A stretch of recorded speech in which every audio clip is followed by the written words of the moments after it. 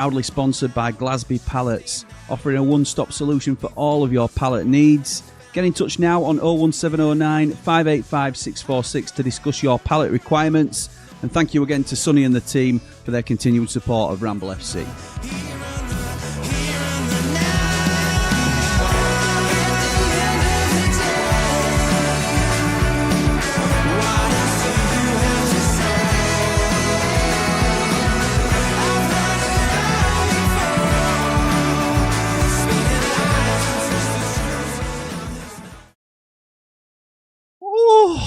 What is happening, Blades? What is happening, people? Oh, my goodness me. Reap what you sow. Come back, kids. Says hello. Oh, my word. Welcome back to Ramble FC. We are here for a watch-along of Southampton against Portsmouth. It is the South Coast derby. I haven't yet got my match bingo card. So while we're talking and I'm remembering, let me get my match bingo card and we're going to have a game of match bingo. If you're not already, then the link is in the description, or you can scan the QR code when it comes up on screen. And it's basically football bingo that will give you a selection of incidents that happen throughout the game. And if you hit a line first before anybody else, it's 25 quid. If you get 2 lines, it's another 25 quid. If you're first to get a full house, I think it's £100 pot. So, yes, we're here to do that today. And let's have a look at my card. Oh, we'll have to have a look at it when I bring my co-host on.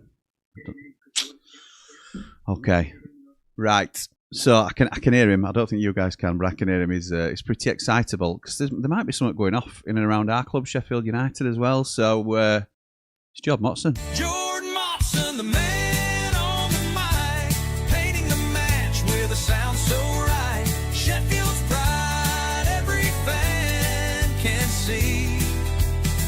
He's the voice of the Blades, their melody.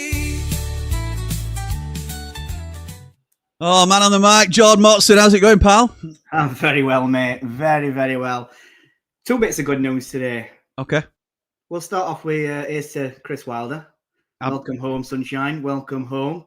And as you were talking about match bingo just then, when we went off air yesterday, I didn't know that I'd won jackpot. Go on, lads. £100. And Nice. I'm as I'm putting my card on. So thank you very much. It's a good day already. Oh, mate. That is 100 quid. Yeah, well, I literally clicked on it as you were saying it to have a look. And I saw £115 in my account, which I had £15 left anyway. And I thought, I must have won jackpot yesterday. So when I was whinging that I'd put 5 cards on, it worked in my favour. So you were down to your last 2 quid as well, weren't you, when you won 25? Yeah, so I won a line with it against Middlesbrough United game, which I didn't know about again until yesterday because I forgot to check it. So that bumped me up to 25 quid, well, 27. And then I put 4 cards on by accident yesterday, which got me an extra card, a free card, and I won jackpot. So got a full house, sorry. I'm not sure about my card today. It's happy days. Yeah, nice one, mate. Okay, so before we get into what we're obviously going to talk about, let's have a look at the Southampton and Portsmouth teams. So you're the man that takes us through the lineups. What are you thinking about this Southampton team to play Portsmouth? It's a very strong team, innit? We were just having a little chat before we've come on, and so good. If we had this team, I think we'd be very happy. So it's they're playing a 4-2-3-1. They've got Gavin Bazunu in net, Mads Roerslev, who's just joined. I think it were on deadline day from Brentford. 2 centre halves, Harwood Bellis and Jack Stevens, and at the left back Ryan Manning. 2 defensive mids, Flynn Downs and ex-Piggy Shea Charles. 3 in front of them. I think on the right is Tom Fellows. On the left is Ryan Fraser. Down the centre, Finn Azaz, another very, very good attacking midfielder. And up top, it's your boy. Come on, Cam. Cam Archer. Love that boy. Love that boy. Yeah, really strong team at the level. Really strong. It kind of worries me, really. But there you go. It's one of them things. Portsmouth then, mate. Talk to me about this Pompey team. Yeah, I'm not as...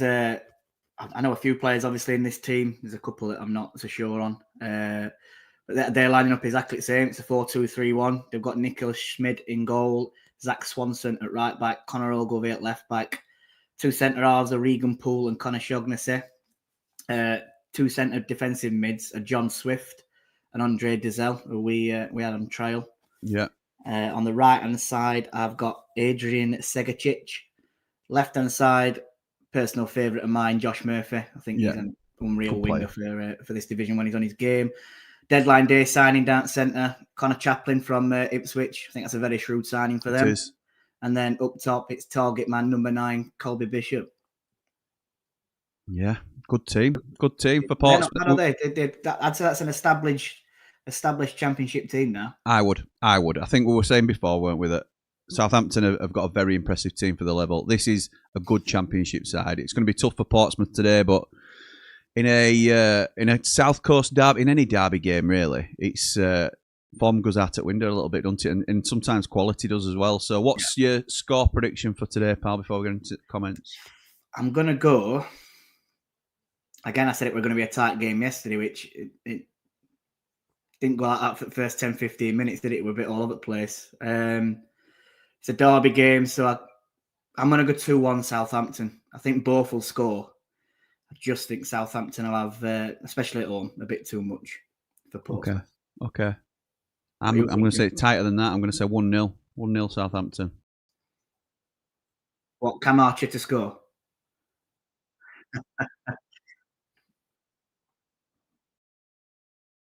I have a different opinion on that.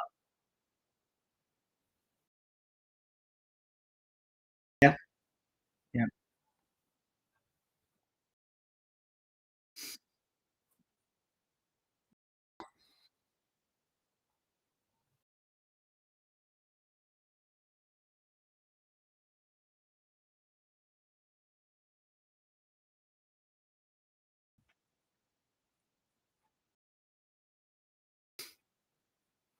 Buzzing. Absolutely. But I think our faces yesterday on stream yesterday, it said it all, didn't it? When rumours were going about that he were coming back and that Sayers were getting sacked, we were 12 hours previous to that, we were as faces were depressed as it comes. And now we're bottom at league, and yet I feel happy. It's mad. I've not felt as happy as this for a while. And it's just the buzz that he brings back. We know it might not turn around straight away, but we know that we're going to get 110% out of these players. We're not going to be seeing heads dropping and giving up when they're 3-0 down like they did on Friday night. He won't allow that. It won't. It doesn't happen with a Chris Wilder team. So yeah, I'm absolutely buzzing, and I can't wait for Saturday already now. I can't wait for him to walk. Hopefully once it's announced, if rumours are true, that when he walks out of that dugout, it's going to be like the atmosphere is going to be electric, isn't it? And I won't be surprised if it's close to a sellout. Once it's all announced and stuff, people will buy tickets because it's only 25 quid a ticket. So I'd say that's a good price ticket for that game. So yeah, we need everyone back cheering his name, singing Chrissy Wilder and Alan Neil, and get round the boys.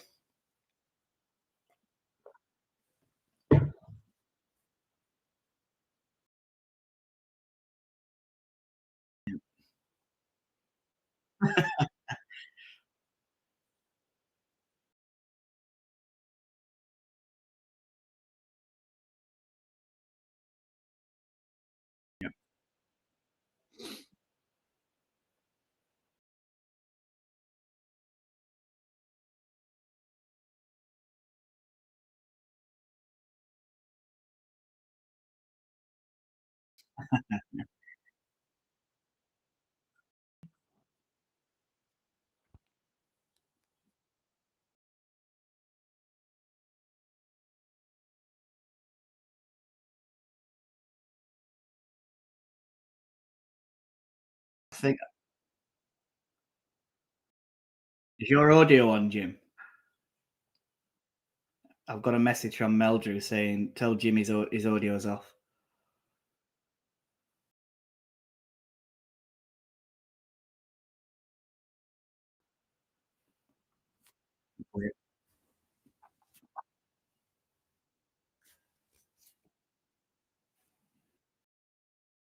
I don't think people all want to hear me anyway, Jim. They've had enough of you this morning.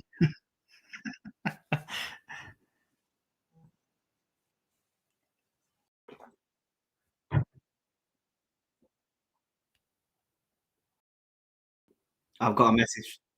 I've got another message from someone else saying no one can hear Jimmy.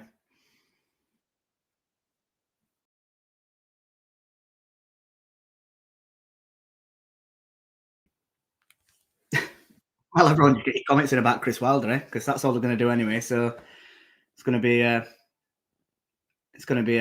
very good stream. I've got a good feeling, and I feel like most of us are going to be talking about Chris Wilder, to be honest. So we'll try and keep comments low if we can, and talk about this actual match that we're here to watch. Should be working.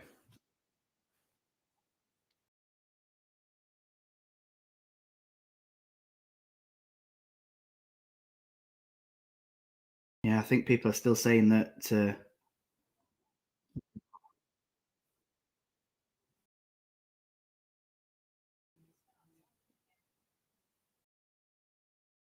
We just message, see if it's still off.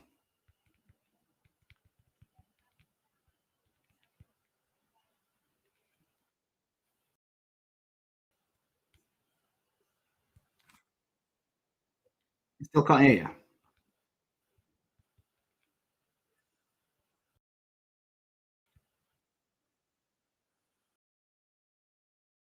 Yeah, can't hear. Yeah, they're still saying they can't hear you. Yeah, no worries. See you in a minute. It probably dropped me out as well.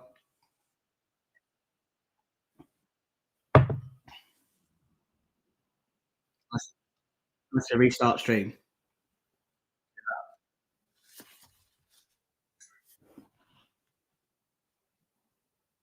Right. Should be able. I don't know what's going off here because you should be able to hear me all right. Jimmy's just saying you don't know what's going off. Everyone should be able to hear him. So we're having a few technical difficulties at the moment. Just trying to sort it out. I'm glad it's happened now rather than on stream earlier, to be fair. It's not like Ramble, is it, to be ever the professionals, eh? Nah, mate, don't worry about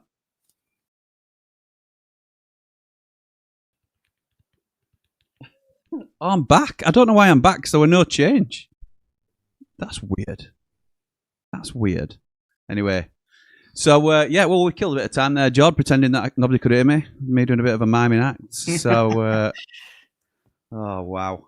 I genuinely don't know what happened there. You're back like Chris Wilder, so that's all that matters. Yeah, exactly. I'm back for a second stint, only to be beaten by Chris Wilder. So Matthew says, let's go back to it. Matthew says, morning, Jimmy and Jord. What a day to be a Blade. Feel buzzing for the season now, the return of the King. Our season starts Saturday. Up that table we go, up the Ramble, up the Blades, up Chris Wilder's red and white army. Yeah, that's the one. Work that one out. I'm pretty sure that's what it is. Mark Meldrew says, good morning, you beauties. Up the Ramble, up the Blades. Goodbye, Ruben Sayers. Up the Chris Wilder, up the positive Meldrew. Jack says, so then anyone spotted Wilder, minus 15, no problem. The comeback is on. People won't have heard me say that I've been told it's done. It's done now. He's back, and it's just a matter of time. Man Mountain saying it's not been announced yet. I know that, pal. I know. What a wonderful Sunday morning. Thank you, Blades, says Will. Up the Blades, up the Ramble. Tom says, morning, Jim. Exciting day ahead. Sky Sports News on one screen, Ramble FC on the other. Now you can hear us. Thank you, pal. You can certainly hear me.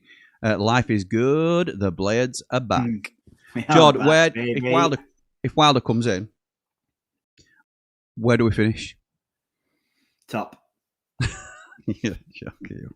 I had visions of you two joining like Del Boy and Rodney when they get that 6.2 million for the watch. Yeah.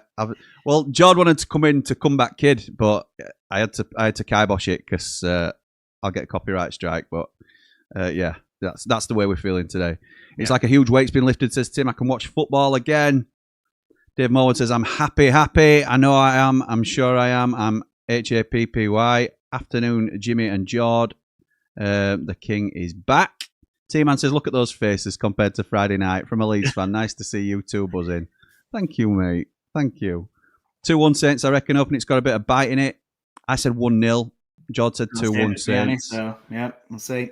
Cam Archer to score the only goal of the game. Best player on the field. Nige says, afternoon, gents. Put YouTube on and realised I was still watching your stream from earlier today instead of this one. I think I need to go back to bed. Is it official yet? Not yet. Not yet. I've heard it's done, but it's not been officially announced yet. Up the Blades, up the Ramble, up behind the Ramble, up Ramble FC. Like and subscribe. Okay, so this is where everybody starts saying, Jim, you've gone off. So was I on to begin with? People must have been able to hear me to begin with. Lost sound, they're saying. Jim, you've gone off. So I assume it started all right. Yeah. Then I went off. And now I'm back. So, Beast Boy saying he 100% agrees with you. Paul says, just watch Canelo Crawford. Betty said, has Prince's son to his left and an empty seat to his right, as Wilder had to miss the fight of the year to fly back to speak with our owners. Brilliant fight. That. Did you watch it, Jord? No, I was tucked up in bed. I weren't getting up at that time. In my beauty sleep, pal. Yeah, that's true. You do. And look what happens when you don't. So, yeah. So you're still not sorted them grey hairs, I see. No, mate, no. Sam says Jim's been screaming with the Wilder news. He's lost his voice. Yeah, possibly. Let's have a look. Turn it off and back on again, Jim. I'm just reading what people are actually saying. You're back. Okay. Sorted now. You fixed it, Jimmy. You're as silent as COH Sports. Nice, Charlie. Nice. Sayers is giving me the creepiest look ever as I constantly refresh the Sheffield United page. Oh my word. Oh my word.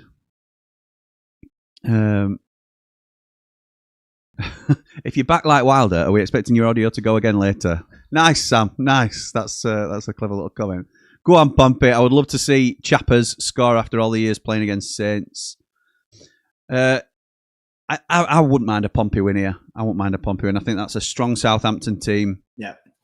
And look now. They're going to be up there at the end of the season, aren't they? Can we look towards top end at table now, Jord? Now that the Messiah's returning? I'm going to stay grounded. I feel like, you can't rule out that we might be up there come end of the season because there's 41 games left and we know what Chris Wilder can do. So I'm not going to rule it out. But for now, I'm concentrating on just getting that first win on board. Yeah, I agree. And looking to Charlton game, if he's in dugout, then get a win on board, get some confidence behind us, get out of that relegation zone and then start to build and get some momentum from that. So anyone that's just joining us or doesn't really know a little bit of the background, we are our main channel is the Blades Ramble. We're a Sheffield United fan channel, and this Ramble FC is to watch the rest of the Championship really, and other games of football as well. We watch England games, we can do some Premier League games as well in time and stuff. But at the moment, we're looking at a lot of the Championship games to sort of assess what we're working with, get to know the division a little bit better. I've got some content coming up with Connor on One Leeds or on the Conor McGilligan channel, should I say. I do some regular content with Callum Fowler talking about different teams and stuff. I want to expand my knowledge base and get back to similar to where I was at one time, knowing what we've got in this division. I know a little bit about it, but not as much as I'd like to know. And when we're watching these games, I'd like to have a dog in the fight, really. So at the moment, it's a little, because we're at the bottom of the league, literally, quite literally at the bottom of the league, you would think that we are looking to the teams around us and hoping that they lose so we can claw our way out of it. But because it's so early on in the season, I want Pompey to win this game because I think we'll finish above Portsmouth, whatever happens now that Chris Wilder's coming back. And that might be a little bit arrogant as a Sheffield United fan, as a fan of a bigger club in the division. Some people may find that to be a little bit arrogant, but I think it's ambitious to look at teams like Southampton and say, we want to claw them back a little bit. We want to catch up with teams like Southampton, who have got a really strong squad like us at the level. So I think Southampton will win this 1-0. They have got one of the best strikers in the league leading the line. But I want Pompey to win this because I am back again with sights at the top end of the division. Not necessarily the title. I think we've chucked 15 points away. Yeah. But I have got designs on getting into that top 6 and seeing where we can go from there. So. Well, we thought last season were hard, starting on -2. Yeah. Like you say, it's like -15 this season, isn't it? So it's an even tougher ask than what last season were. Yeah, it is. If there's any man that can do it, it's Chris Wilder.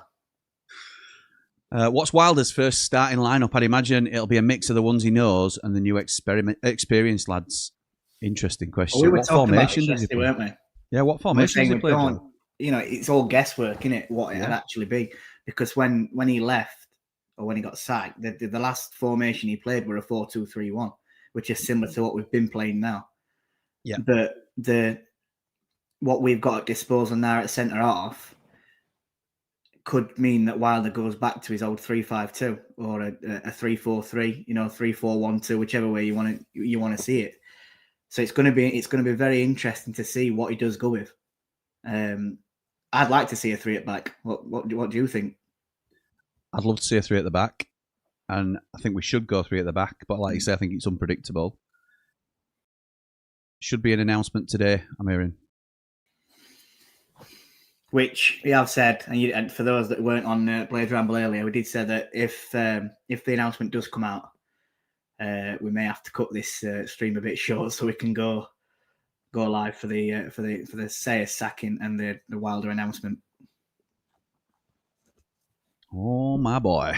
Oh my boy! Mark says Steelers. Good time last night, pal. Oh mate, as you can imagine, I was buzzing because I were in room as a Wilder, and then Steelers put in a performance that they did 1-5-2, bossed it, great atmosphere. I was buzzing to be back. It was really. So good. The weekend started Saturday, didn't it, for you? Yeah, for me it did. Yeah, and since then it's been and I've not stopped smiling since. Oh, what a beautiful morning, says Bright. Oh, what a beautiful day. All together now. Hello, by the way. Hello, mate. Dave Morwood says, come on, Jimmy, I'm the Ramble Mimax. Not been watching. Is it official yet? No, Dino, but keep watching, pal. Keep watching anytime, we think. Could be anytime. Well, Jim, at least you don't have to change the Ramble 12 PM announcement. Yeah. Yeah. At least you don't have to change the Ramble entrance video. No way would I changing that intro. He was staying on it, whether he came back or not.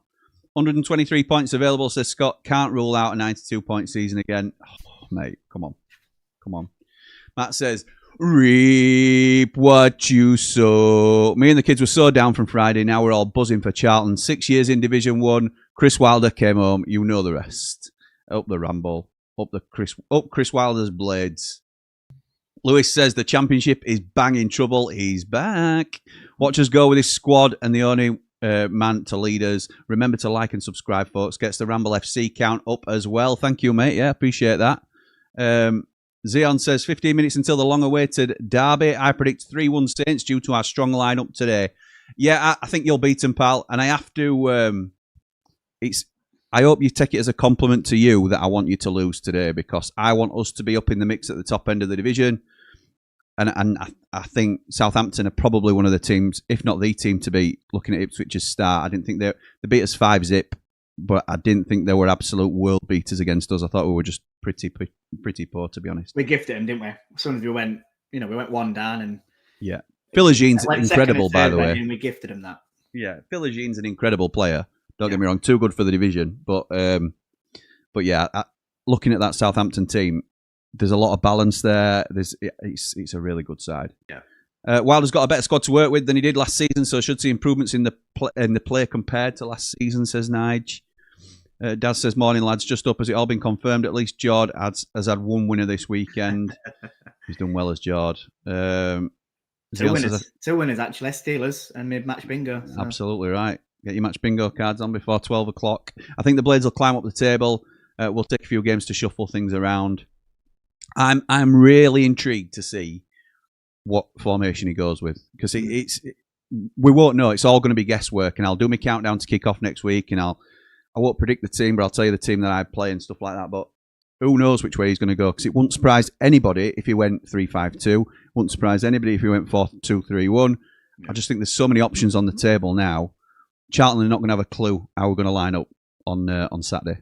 Yeah, it's going to be guesswork for them, isn't it? It's all videos they'll have been prepping with. Yeah, they've no idea. When you're now, yeah. And the squad's strong enough that we can change the personnel as well, and they won't really account for who's going to be where. Whoosh! It's behind you, says. That it cringes me. That it's when they score, they start flinging their hands towards goal where puck went in, and it's this thing. Whoosh! It's behind you. All right, okay. It's cringy, but While they can't lose, if we get middle at table, it'll be with that start. What do you expect with that start? We get into the playoffs, it'll be we should never have sacked him. We go up automatically, he gets a statue. I think There's a statue already. Yeah, of course he does. Of course he does. Tom says, didn't realise we had hockey fans in here too. The Ramble is the gift that keeps on giving. Been going to the arena since I was 2 days old. 2 days old. Nice. They did one. They do a thing where of Flying King where he holds little lineup. Yeah. Adam says, and they do that at arena for young babies. So they obviously have cameras on, and if any young babies in, they put that on there, and someone stands up holding the baby up in the air. They did it last night, and someone were 5 days old. Like Lion King. Yeah, like Lion King. Nice. Okay. It's quite funny actually. Adam says, I think the ask is to get to 6th spot. Any other appointment could have potentially been like another Sayers. Players like Ings and Tanganga are definite Wilder-like players. Yes, they are. 100% they are. Mowbray as technical director then, when Wilder decides to step down, he can be Wilder's successor. Not for me, Sam. Not for me, mate. Tex says, get ready for this, Jimmy. As per your earlier podcast, I agree with you when you said we need a plan to go along with Wilder and to look to the future to get a change in the culture at the club. That's twice I've agreed with you in less than 7 days, mate. It's times have changed, haven't they? Times have changed. Absolutely buzzing for Saturday now, says Mark Meldrew. And is Nil coming back as number 2? I would definitely think so. Didn't someone post earlier though? But someone put in. So I went live this morning at about 9 o'clock to talk about this news when it were all coming out that Sayers were about to be sacked. There were rumours about Wilder then, and as the stream went on, it got stronger and stronger, and we're all hearing it. Wilder's definitely coming back. But then somebody put in that Alan Nil has gone to Dubai. He wants a year off. Yeah. So it'll be interesting to know whether he's willing to jump back in straight away with Chrissy Wilder, or whether Wilder will appoint somebody else instead of. Does he promote Matt Prestridge or something, or Duke? Up to assistant manager for a bit while Nilly has some time off. Maybe could be a possibility, couldn't it? Maybe. Tom says, my mum and dad actually met at the Steelers in 92, and they've gone since then. I've been going since 2 days old. That's brilliant. What a tale that is. Nice one. Nige says, what's the season ticket like, George, for Steelers? Wouldn't mind taking my son. I think it's similar prices to Bramall Lane, to be honest. Might be a little bit cheaper. Yeah, I ain't got one because it's pointless me getting one. I pick and choose when I go. But we get cheap tickets through Mrs. Motson's work. So it only costs us like $13.50 a game. So if I probably went to every game, it's cheaper than getting a season ticket anyway. Yeah, it is. But yeah, I'm sure they're about 400 and odd, 500. Really? You get a fair few games in that though. So it's if you want one, I get true. one. It's good to honestly. It's a proper family. Like it's good for obviously hockey that's on ice. Adults get more involved with that and enjoy it. But then kids, in between every break, they're always doing like dancing and putting music on for them to dance, camel, stuff like that. So it gets kids involved as well. It's a proper family, family sport, I'd say. That's good. Cooler King says, morning lads, do you think Wilder will look to play more attacking football than last season, George? I'm not bothered if he doesn't. If he plays exactly the same way, we might complain about it, but it got wins, didn't it? Yeah. Absolutely right. I think he probably will. If he starts getting 3 points on board every week, and if you're talking out and out attacking style, then maybe not. But if you're talking more attacking than Sayers, who we've created zip under Ruben Sayers, then yes, he'll absolutely be more. It'll be interesting, won't it, on a Saturday to see like if we start creating chances and we're getting 6-7 shots on target in 70 minutes. Yeah, how it all changes straight away. It's I can't wait for it. Honestly, I'm so buzzing. 97-98 season, says Paul, Arsenal overcame a 13-point deficit to win the league over Man United. We're 12 points behind Stoke in second, and we have to play them twice. 123 points to play for, all aboard the Wilder Express. Look, I'm not. Jord says he's not getting. I said, can we make playoffs? And Jord says he's not getting carried away. I'm happy to say we can make the playoffs. We can reach 6th place. And if you look at the teams that are up there, Stoke, I think we'll finish above Stoke. I think we'll finish above Middlesbrough. It's teams like Southampton and Leicester will get a points deduction, I think, but Ipswich, will we finish above these sort of Coventry? Will we finish above Coventry? They've all had a significant start on us, and we've got to gain on those teams, in my opinion. So We'll see. We'll I see. think There are still plenty of points to play for. Playoffs is what we should be looking towards. That's his aim for me at the moment. If we're then getting, if we do make it up that far and we're only, let's say, 5 points off top 2. Yes, that's when then you can we've got to switch. be then starting to look at that. And then after that, but I think for now, it's just get a few wins together, get some momentum behind us, and use the playoffs as a target. Well, the way a lot of managers and clubs tend to look at it is every season is get to 50 points in it. That's the first target. Yeah. Make sure you're safe from relegation, get to 50 points. Then try and get to 70 points and get yourself in them playoffs. And that's and then from there, if it's 80, 85, 90 even to get into the top 2, then that's what you aim for as you go along. But you build, don't you, in terms of switching your target. And I agree. And I think this season, because it's very equal on the pitch, I think, between all teams, as we've seen first 5 games, sorry. I think it's going to be 85 to 90 points that probably gets you up, I think, in top 2. Yeah. I don't think it's going to be anywhere near what it were last season. I agree. I think the weaker teams in the league are stronger, so the division is tougher overall. But I don't think the better teams in the league are as good as Leeds and Burnley were. So that's... Yeah, I agree. Ian says, would you take Danny Roll as number 2? No, I wouldn't. That won't happen for a number of reasons. One, Chris Wilder's the manager and they don't get on for obvious reasons. And it would be like he's admitting defeat, going back and working for him. Yeah. Danny Roll rightly sees himself as a manager rather than assistant now. Yeah. No, I would not take him. Jord? No. I said when Roll were linked a few weeks back that it's a no from us. I'm not fussed over him. Don't get me wrong, I think he did a good job at Hillsborough. Agreed. And I'm not knocking him for that. I just think there were better names out there that I think could have been on our list that I'd have wanted instead of Danny Roll. Yeah, agreed. Louis says it'll be interesting to know what the plans are for a director of football or sporting director and what the transfer policy is going to be and whether that has been discussed with Chris. What are you two expecting? I'm expecting it, not immediately, but I'm expecting some appointment during the season of a sporting director or a director of football. Yeah, no, I agree. I think they'll work with Wilder on that one as well. And he might sound out a few people that he'd like to work with, which will obviously make his life a bit easy as well. So I think they'll work with Wilder on that and then... move forward from that. Andy the Blade for Wilder's... Yeah, we're off. Andy the Blade for Wilder's number 2. They know each other. They do know each other, to be fair. They got each other's numbers? Yeah, they might have, mate. They might have, yeah. Daz says, how did that horse get on yesterday, by the way? Did it win? At least Amo will play in his right position on the left at the weekend. I'll have a look, because I put £1 each way on it. And we never checked it. I think we'd have heard from Lee Edridge if it had won. I think we would have. Paul says, if it's true about Nil, then we should splash the cash and get Monty in as number 2. Let's do our own boot room. Showing my age saying that now. Monty's just signed for Forest with Big Ange, so he won't be coming, pal. At least he's back for the derbies, says Nige. Monty is firmly in the Forest back room, mate, says Nige.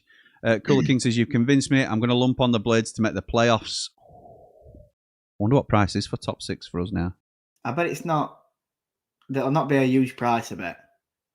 Because they'll be catching the pants that people will bet, will be backing it.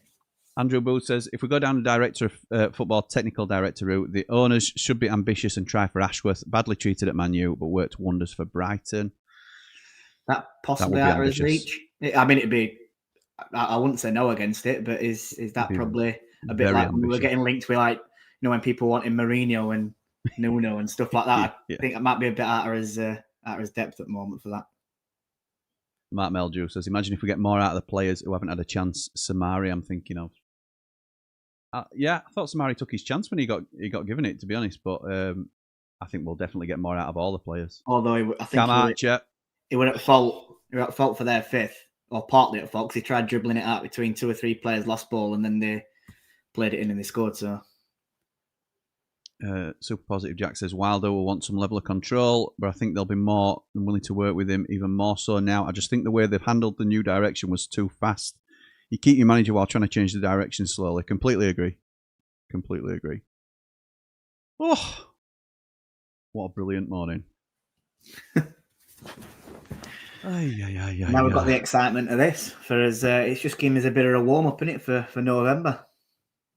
Like, yeah, the real derby in the Championship. Anything from United yet? Let's have a little look. No, nothing. On past 12 as well. I tell you what, I know it's going to happen. Once we finish this, I'm going out for a Sunday dinner. Oh yeah. I guarantee I'll be eating my Sunday dinner, and nose will probably break. It'll be typical. I'll not be on my phone. It's a corner anyway to Pompey. It's Jacob Murphy who's gonna take it from the left hand side. Pompey are attacking right to left. And it's Jacob Murphy to take it. It's going to be an in-swinger. Everyone's crowding keeper here. They're all in the 6-yard box. So I think we know exactly where this is going. Referee's just stopping play because ball's not even on to line, is it? Oh, no.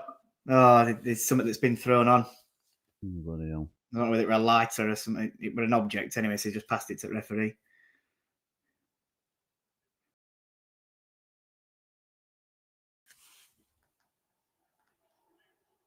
Yeah, he's going over to fourth official now to pass it in. Yeah, it is. It's a lighter.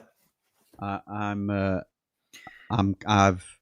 absolutely convinced it's done now. By the way, convinced it's done. Yeah, absolutely. Categorically, 100%. The people that are telling me, well, I think we're confident enough anyway because when Sky Sports News have been reporting it, and that is it. Darnesh, he said that. It's an in-swinger to near post. Liverpool tries to get to it, and it trickles through to Bazunu.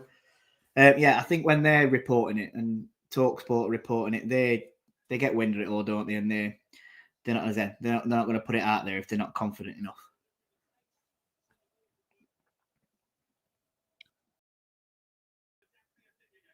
Bazunu goes long, tries to look for Cam Archer, nowhere near him, and Shaughnessy heads it clear.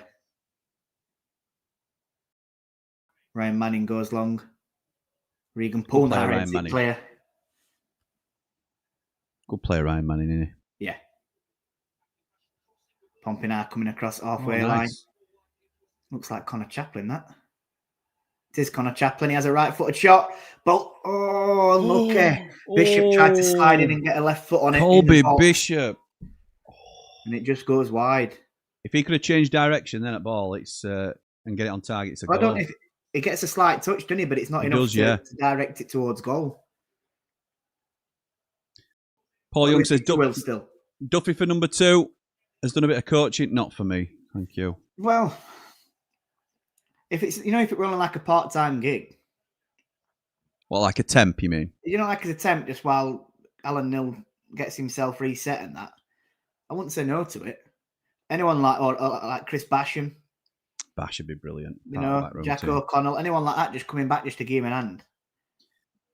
I don't think we said no, would we?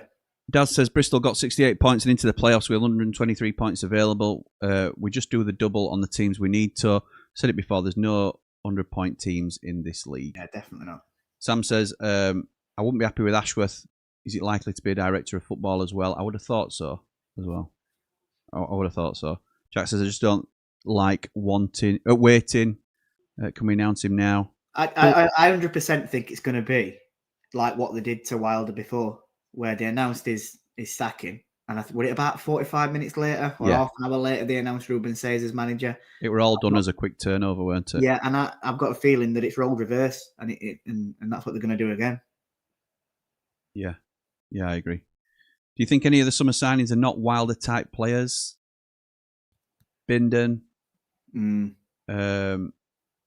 not sure Barry starts under Chris Wilder. He's not done a lot, has he, recently either? Not to convince me he deserves a starting spot, but especially over Gus. If we're switching, if he's playing the same formation and we're putting Gus back there, he's not getting a starting place over Gus. But I think the players that came in later in the window, it's been talked about, they're very Wilder type signings. Yeah. So I would expect to see that. I perhaps expect to see Ben Mee play as well, but we'll see if that happens. What was that, Jim? Archer missed a chance to score? No, miles off scoring. No chance. He didn't have a chance. Hey up, it's the boss. It's the boss. Finished last. Oh, Govey heads it back. It's played into the box. It's just cleared. And Josh Murphy hooks it up pitch. Well cleared by Pompey. Where Ogilvy stepped out to come and edit, and he misjudged it and edited it backwards, and it put Tom Fellas in, didn't it? And then he crossed it into the box, but I think it was Regan Poole who cleared it. Shocking from Ogilvy, that. Yeah, it's a good signing for them, Tom Fellas. I'm surprised someone from, maybe like a Leeds or someone that went up didn't try and take a chance on him. Yeah. They were saying he was linked to Everton in summer. Yeah, he were, yeah.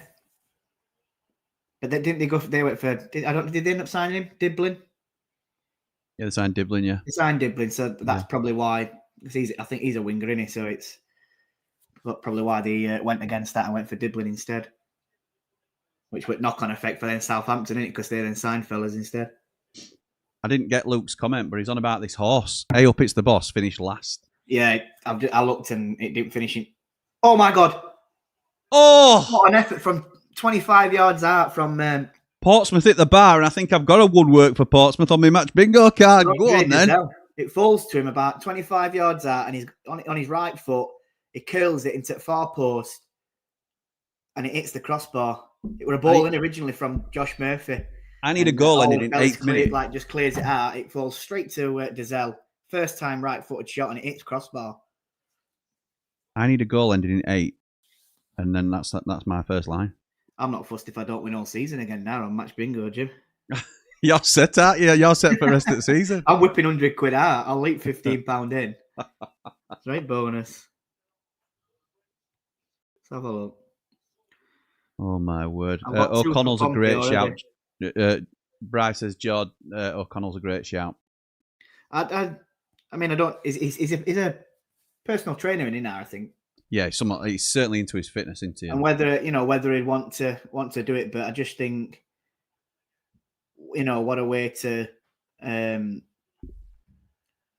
his career obviously ended how it did, so it's giving back to him, innit? I think, and allowing him to either build a coaching role for himself as well. And I'm sure him and Wilder still get on, so it'd be a good move, I think, for both club and him. But we'll see. I mean, we're saying this, and Alan Neil might be already back, and with Chris Wilder, so we'll see what happens. Jack says Wilder's first point of business. Gus, get your ass out on that left wing. Nige says wouldn't bother wasting time saying Sayers has been sacked. Just announced Wilder. Wilder wanted Barry last season, didn't he? Yeah, potentially. I'm not saying he won't be involved, but like Jord says, if he thinks Gus's best position is on left wing, and let's be right, or left forward, he got player at season playing in that position. I know a lot of us didn't really think it were getting best out of him, but he's got more out of him than being in the 8 as. It'll push Barry down the pecking order. It either does that, or he switches into it right, but then we've got Ogbenny, haven't we? Yeah. So Ogbenny gets in over Barry for me. So it's. And that's if he plays with wingers. That's if he don't go 3-5-2. So there's all sorts to consider, isn't there? Yeah.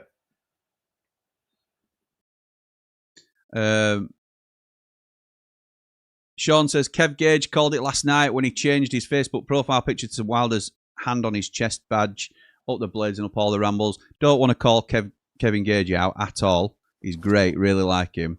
But it had been a rumour all day yesterday, a strong rumour all day. And in the morning when that rumour had already started, I don't think Kev had seen or heard about Wilder, because he was saying that he put a picture of Sean Dyche up saying, get this man in, or give him a call or something. And then a few hours, obviously, he caught wind of what we've been saying, and he changed it. So, no, I love Kev. Probably got a call from Wilder saying, get that Dyche rubbish down. I'm not knocking Kev there, because no, not at all. I like Kev myself. So. Not at all. Simon says, happy Chris is back, but how do we solve us running out of steam after 60 minutes? Wasn't that the biggest issue last time around? It's a huge. It was 75 minutes really, but yeah, that's a huge concern, and it's something we have to get better at. Absolutely, no doubt about it, and it'll be one we're all watching for. Surely do you look at either training methods that they're doing or a fitness coach? The fitness coach that's there is it down to him why they're not if they're not fit enough? That's his job, really, isn't it? And nutritionists and stuff like that. Yeah, primarily, absolutely. Daz says, Wilder's just text ATB, tell your gym to tell the 10,000 ramblers it's done and get them Peronis out. Not 10k yet. It can help us get there if you want, but we're close. Andrew says, just had a look at former United players who were coaching. Who knew Michael Tong was academy coach at Huddersfield? Not me. I did know that. Oh, did you? Yeah, because I can't remember where I'd seen it now. I don't know if Huddersfield played a game recently, and I don't know if you were on their bench as well. You know, wearing out gear. All right, okay. So I'd seen it somewhere, and I can't remember where, but that seems to ring a bell. Because Lee Bromby were at Huddersfield as well, I think. Yeah, well, I don't know. Like a director of football. Yeah, director of football or something like that. Yeah, academy manager. Cooler King says, do you think from the moment of Sayers' appointment that Wilder had one eye on this exact situation coming to pass? Probably not at that stage. No. But I think he never wrote off coming back, did he? So it's just whether the owners would have gone to him. He said he left it amicable. Yeah. Said there were no problem, didn't he? Come out in his statement saying that everything's amicable, and he understands the owner's decision that they want to take club in a different direction, and they've gone back to him. So he always left that door open, didn't he? And I think he always will. I think no matter how many times he leaves club, he's a blade through and through. I said this yesterday. He's going to always find it hard to come back, and especially if we're, I don't want to set in a mess, because in a mess is obviously other side at City. But I mean, on the field matters. When we're doing as poor as what we are, he's always going to want to come back and change that. He's yeah. Sorry, I'm just getting a few messages through. Paul Young says, I thought Jack O'Connell has a bit of a gripe about United, not the players, but the club and the physio medical staff. There were rumours about that, to be fair. That's a good point in terms of how they managed his injury. Not sure what the status of that is. Wouldn't like to speculate, to be honest. James says, Chris Bash is a defensive coach, hard-working, fights for every ball, mentality of the Blades, up the Ramble, like and subscribe. How good would it be just to see Bash back at Bramall Lane in a coaching role out like that? It'd be buzzing. Everyone loves Chris Basham. Connor Chaplin, edge at box. That's a great sliding tackle from Shea Charles. What a challenge that is. Connor Ogilvie now left-hand side. Crosses one into the box. Ryan Manning tries to head it clear. It goes to Connor Chaplin, who fires a ball into Segacic. Pompey just retreat backwards towards the halfway line. Shaughnessy on the ball. Knocks it onto his left foot. Comes forward to Josh Murphy. There's no runners in behind. Murphy knocks it past Roslev. Left-footed ball into box. It goes to Colby Bishop, and I think it's Alwood Bellis who's sliding in, and he gets the block. It goes just up at bar. It's going to be a corner to Pompey. Well done, Murphy. Bryce says it's a completely different setup now, Paul, in terms of medical staff. Yeah, I believe it is. Jack says Wilder will just need to work on the areas he fell short, but with this squad, he'll have such a good chance. Dad says once O'Connell brings his extremely talented partner to motivate the crowd, I'll be happy. She's not a bad footballer either. Unbelievable. Speaking of former players in coaching roles, just noticed Michael Doyle on the Pompey bench. All right. There you go. It's a short corner into Josh Murphy. Right-footed cross into box. Keeper comes out and punches it clear. It's good keeping that. Referee gives a foul on Bazunu. So it's a free kick in Southampton's box. Nice one. Chef Jim says absolutely buzzing about Wilder. I genuinely didn't think the board would backtrack. I didn't either. Matt says not saying it is, but I heard the players had a sniff of Wilder returning, so maybe they lost big to get him back. They were not playing for Sayers at all, just a thought. I would be shocked if that was the case. Bryce has got more chance of Bonnie Blue motivating the crowd does. Oh, dearie me. And Nige says, everyone's got to take their hats off to the owners. They've intervened when things are going wrong. Yeah, got rid of Wilder, but wanted a new direction. Let's face it, they've stepped up when needed. Yeah, I think we can give him a bit of credit, can't we? Because it takes a big man to, admit that you're wrong, basically. And that's what they're doing, aren't they? I mean, we know it should have never, we felt like he should have never got sacked. But they've admitted the wrongs and they're trying to put it right, and let's hope it does go right. Yeah, absolutely. They were a foul. So keeper comes rushing out here. Ball goes up at top to Tom Fellows. Ogilvy's sort of shielding him off. But keeper comes absolutely... He runs about 30 yards out of his area. Out of his net. So he's really out of his area, and then Fellows just shoves Ogilvy into keeper, and referee gives a foul. I don't know what keeper we're doing all the way out there, though, to be honest, because... in no man's land, Ogilvy got it covered, hasn't he? And Ogilvy's gone down. Well, they've both gone down injured. Ogilvy's holding his head at the moment.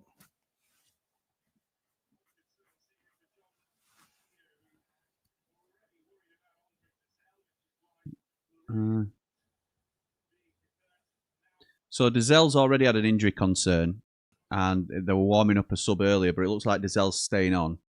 But when he had Now- that shot, that hit bar, it did pan to him straight after, and he was rubbing his thigh, Right. as if like it probably pulled it. So if he's already had a problem before, he's had that shot and he's made it worse. And now, obviously, Ogilvy's still down, who's the left back, and the keeper's getting some attention as well. So Pompey already in wars a little bit, not even 20 minutes in. Yeah. Ben D says, Pete O'Rourke reporting that Wilder has accepted the offer to return. And Scott saying, I don't know if it means anything, but apparently Witt, Wilder's bestie, is at the lane. Yes, maybe so. Maybe so. I don't know if he is or not, to be honest. Let's have a look on X. Witt might have put a picture on. I wouldn't have thought so. Well, you never know him, no idea. No, that's true. That's true. Let's have a look. No. Down at the lane, where the bladesmen go. Oof. Got a right lump on his head. Over his head. Chuffing egg on his head. Yeah. There'll be a concussion protocol here, I think. I have a feeling they take him off here. You can't let him carry on with that. So what it is, Jim, with Witt, someone's posted double time on a Sunday and then tagged Witt and put, "What's your car doing here?" Laughing faces. And then Witt's just commented back with the eyes. Just has it got to a point where we now know Wilder's best mate's car? I think someone might be taking. I think they're taking Mick with it, but Witt's, playing along with it. Oh yeah. Because I wouldn't put that past some United eyes. Well, they probably would be. Yeah. We have his own Spygate. Yeah. The board are definitely doing the right thing, says Chef Jim, but they need to do more for putting us through it. All those in favour of half-price pints and pies say aye. Aye. Different topic completely, but just seen a report Ricky Hatton has been found dead at his home. What? Says Andrew. What? No. Yeah. Jesus. No. I was meant to be going to an evening with him as well in at end of this month. No, end of October. That is sad news. Oh my God. 46 years old. The report saying they've confirmed the body has been found and said that the death is not being treated as suspicious. Oh, that's not talk wind out me sails. Yeah. Would have turned 47 in October.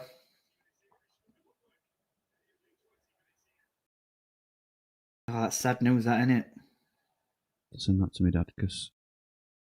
Oh. Yeah, rest in peace, Ricky Hatton. Right now. I've gone all cold. I've got goosebumps. Not in a good way, though, that. Oh. What an absolute sickener that is. Oh.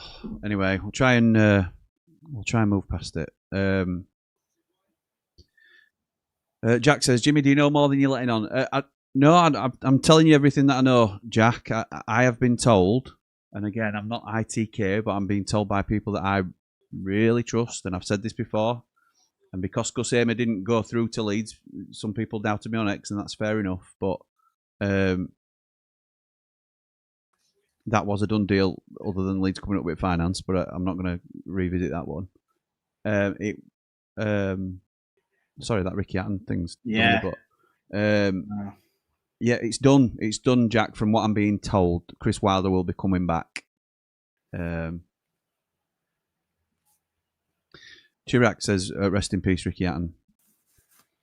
Brian says, British boxing legend Ricky Hatton has been found dead at his home in Hyde, Greater Manchester. The police have confirmed. Rest in peace, Ricky Hatton, says Nige. Gone way too soon and a true inspiration to the boxing community, a true English great. Absolutely right. Ricky Hatton was one of the fighters that got me into the sport. Rest in peace, says Jim. Gutted, says Matt. Rest in peace, Ricky Hatton. And oh wow, so sad, Ricky Hatton. Rest in peace. Back to football. Matt says, can see Barry and Bindon sent back in Jan, not Wilder players. I can see Bindon going back just because of the players that we've got in front of him now. Downs with a decent little through, but to be honest, Portsmouth have played well. Yeah, they've. It's been an equal game, hasn't it? Yeah. I think you expect that though. You expect this in a derby game. I always say you can throw up 4 man at winner, can't you? One could be top, one could be bottom, and I think every player gives 110%, don't they? And obviously you take occasion into the situation, and it always plays. They're always tight games, aren't they? Pompey's keeper's gone down now. Yeah, they're bringing some goalkeeper on. So Nicholas Schmid will be being replaced. I'm guessing that's from the collision with Ogilvy. Yeah. Scott says that phone call to Wilder from Betis must have been such an easy one. Chris, it's Stephen. Yes. Jack says, I can see Bindon going back. No room for him now. Waste of a loan. Just not worked, has it? No, it's just not worked. I think we've got better players that can play there now as well. So yeah, it opens up another loan spot to potentially bring in a winger. Then I think we'd be happy with that, wouldn't we? Yeah, I think so.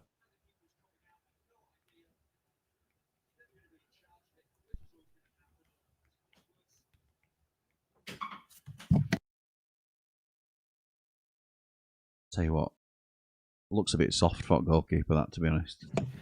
I thought it looked like he'd headbutted him in his groin area, didn't it? But he's holding looks like he's holding his hand there, or... Yeah, maybe I don't know, did he fall? But it looked like Ogilvy. I thought it was more his stomach that Ogilvy looked like he connected with his stomach. I might be wrong. Yeah. Well, Ogilvy's got a massive egg on his head. Yeah, he has. Has he carried on? Because I didn't see that comes back. Yeah, I didn't see him come on. John Harley there, look. Another Blade, ex-Blade. Didn't he have a spell at Pompey? John Harley. Yeah, did you? Dave says, rest in peace, Ricky Hatton. Absolutely right. That's chuffing shock of that. Like I said, I got tickets to go and see him next month. It's a talking event with a 2-course meal and stuff. Sent it my dad, because I know my dad, Cammy knows him really well. They've been on holidays together and stuff like that. So yeah, because I know he used to go to Tenerife a lot, didn't he, Ricky? Yeah, they both got places in Tenerife, so they meet up together. In fact, they both had a share in a pub together at one stage, I think. Yeah. No, it's such a shame. It's a boxing legend, isn't he, really? Oh, absolutely. Fans that used to go and follow him. Hard as nails. Yeah, unreal. And he could take a punch and all. He never... I don't think... If he'd have looked after himself properly between fights, he could have gone a lot longer as well, I think. Because he ballooned up between fights, didn't he? And just lost a load of weight afterwards. Yeah. So... Anyway, what a sad loss that is. Away up. Bit of handbags on pitch. Ogilvy wins header. I'm really surprised I am. He's still playing. I am. Especially with concussion protocol these days. It's with that egg on his head, I thought they'd have whipped him off straight away. But here comes Ryan Fraser on the left. He cuts backwards, goes into Shea Charles, tries to go back towards Fraser, and Segacic just knocks it out of play.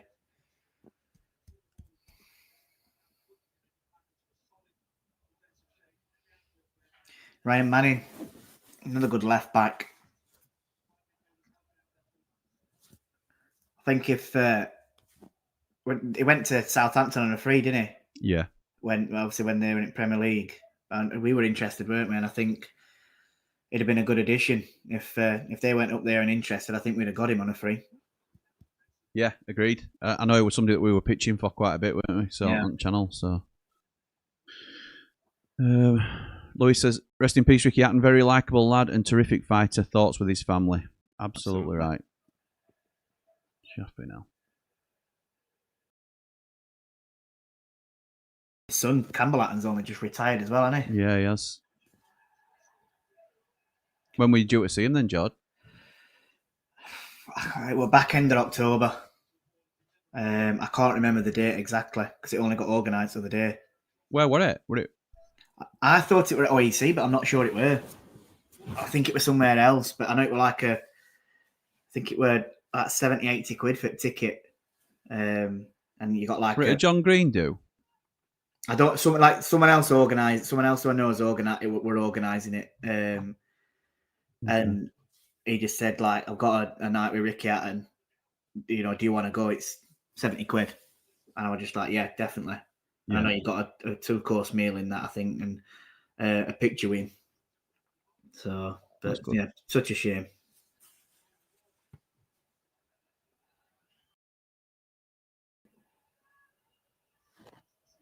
John Mousinho was going mad on the sideline then. I don't know what for. Jacob Murphy's got it. He tries to play it into Ogilvy. Roslev just blocks it. It goes out for a Pompey throw-in.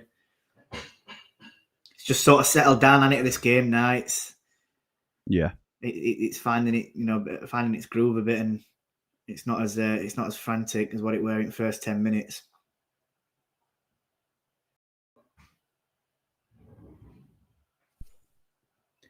Ogilvy with the throw-in.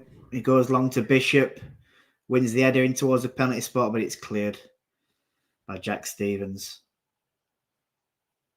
Ball goes high up in the air. Bishop wins his header again.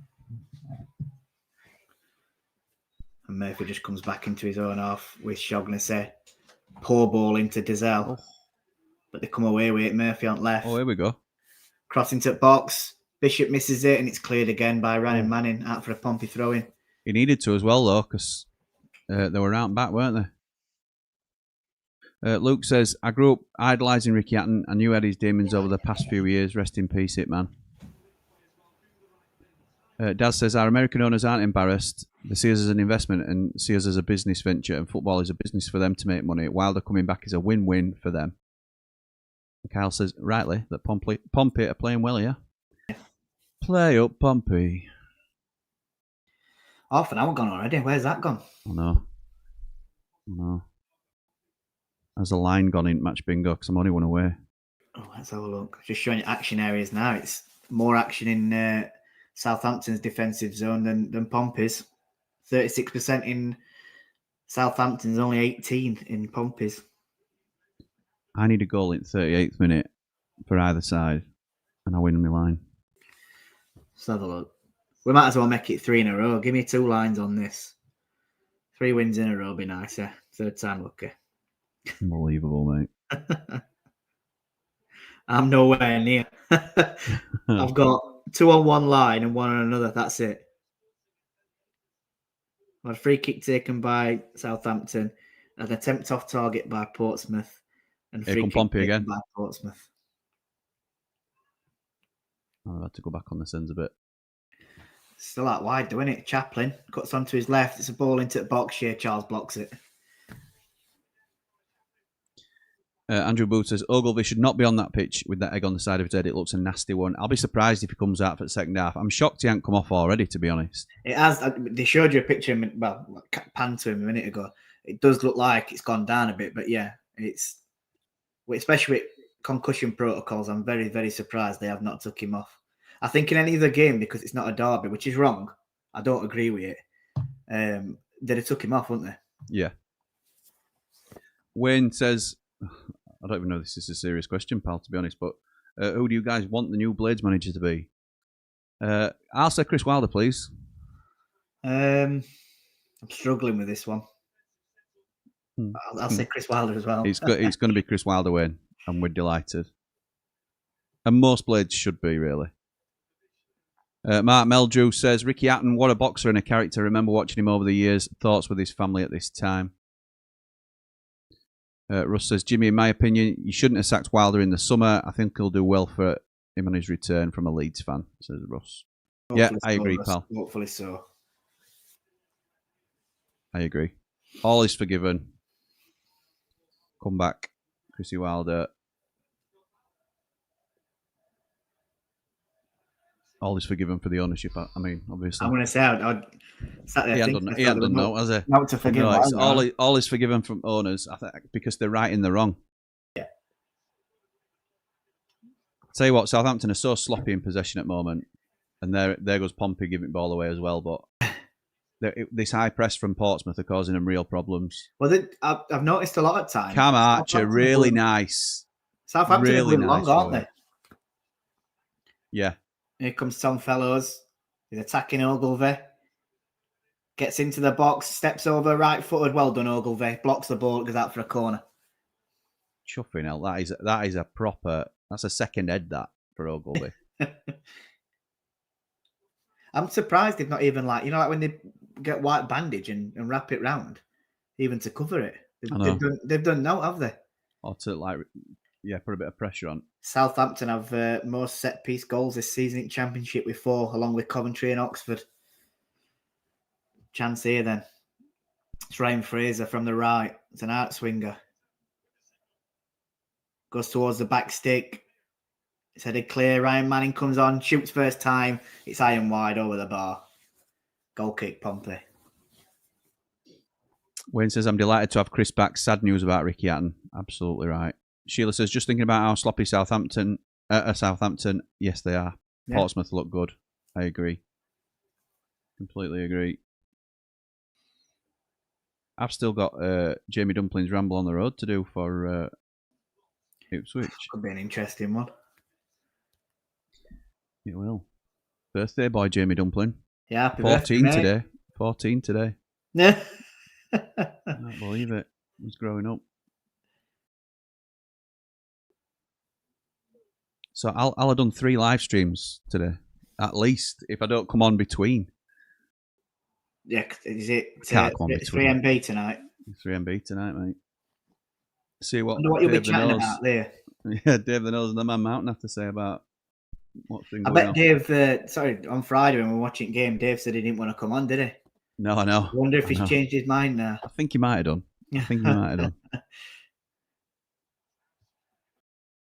done. Ed says, shouldn't have sacked Wilder, but should have gone full crazy and brought in Rooney to replace Sayers. No, thanks, Ed. That a bit of sarcasm, Ed? I think it is. He's always after a bit of a bite, I think. Never mind.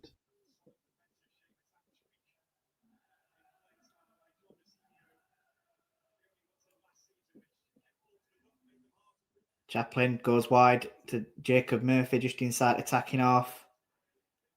Looks to have a run at Roslev. He knocks it past him at left. He beats him for pace. Roslev gets back well, though. Wins it. Did well there. And they clear it. Yeah, he did very well. This is what I'm keen to see about Josh Murphy, because he had a really good season last year. Yeah. And it's more a case of, if he maintains it in this year, then you know you've got a real player on your hands. Yeah. But if he starts to fade a little bit, then it's a little bit like Morgan Whittaker was a couple of years ago, isn't it? That sort of thing. Yeah. I think I have read that people have said that it can be a bit hit and miss, and he has his good games and bad games. But yeah. And again, he wouldn't be playing for Pompey if he weren't. No, and I think he's a very talented winger still. And if United ever said that they were going to sign him, I don't think I'd be turning my nose up at it. I'd be quite happy. Absolutely. Yeah, I agree with that. But apparently Whittaker got booed off yesterday when he got subbed. Right. Or there was certainly some chaos about it, because one of the channels that I follow were saying you've got to stick with, or Rob Edwards had come out and said you've got to stick with these players because they're trying hard. Not a streaker on pitch. We've got a fan on pitch. Coppers are chasing after him. I don't know why he's run. He's gone towards. It's a Southampton fan, and he's running towards Portsmouth fans, just going like that, like jesting his hands. God knows why he's done it.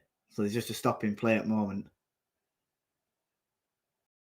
I mean, that's what is it now? 3 or 5 year ban is it for running up pitch? It's absolutely ludicrous, mate. So for the sake of 2 seconds of fame, he's now can't go to watch Southampton for another so many years. Why would you do it? I don't get it. Kim says, From Mousinho's got a look of Billy Sharp.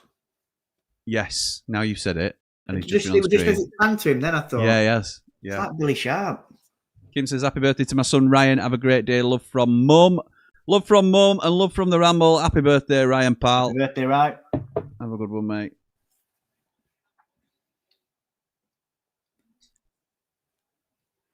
Oh, dearie me.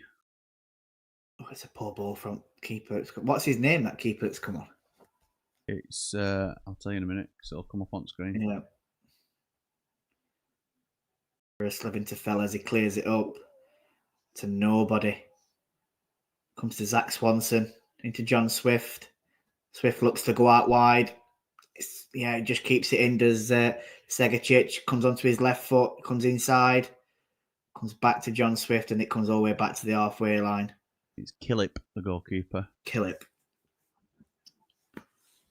Josh Murphy onto his right. He puts a long and high ball into the box, and keeper just comes out and collects it.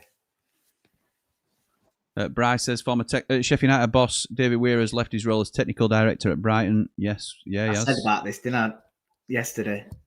I'm not saying that I'd want him, but you never know. To be honest, he's been at Brighton a long time, and they've been a very successful club for a long time. So it's. I'm only saying I don't know if I want it because of his managerial stint at United. Well, yeah, that went really bad, but it did. His director of football role might be, it's completely different. So completely agree. So wait and see. Lifetime ban says West Yorkshire auditor. There you go. Ray says on a lighter note, the Sayers sacked stream. Jimmy mentioned Alexa and Kasabian, and my Alexa started playing Kasabian song. Unbelievable. Alexa, play "Comeback Kid" by Kasabian. Reap what you sow. Is your clock accurate, Jimmy? My Now TV stream is 4 minutes behind. My clock is about 16 seconds behind the actual game that I'm watching. So that's where we are. Are you about the same, Jord? Yeah, I'm 22, 23. Yeah. Yeah, Andrew, we spotted him. John, it is always behind, isn't it? Yeah. So. John Ali also spotted on the Pompey bench. If Neil's taking time off, we've got a few ex-players we can poach if we go down that route. John Ali. Good player for us, John Ali. Yeah, he were. I really like. He was there when I first started watching United. That seat, I think it was 2002-03, or season after, and he got a right left peg on him. Were he part of Triple Assault season? I don't know if they were there then. It might have been season after. That's 2-3, isn't it? Yeah, it might have been season after because his left back for Triple Assault, wasn't it Alan Wright? Oh yes, it may have been. Yeah, I know Rob Page were in it, weren't he? Rob Page were there. Sean Murphy. At right back. Oh, it's nearly an own goal. It's a crossing from Murphy to back stick. Ryan Manning gets his left foot there and concedes a corner.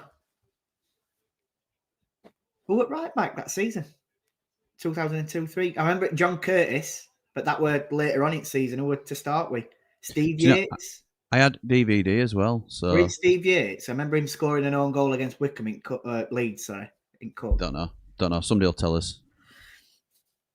Jimmy, you've done it again. It's come on, nice.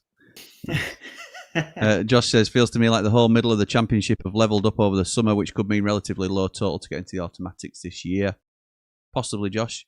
It's in there doing it's cleared by Raysleb. We're a short corner into Ogilvy 2 heads has used both heads to head it towards goal, but it's going wide. Like Chef Kikuchi had that for Wednesday.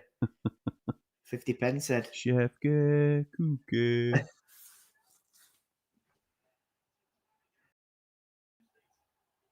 It's just gone a little bit scrappy. It's a foul on Flynn Downs. Yeah, it is. Right, Dazelle. It was Dazelle, yeah.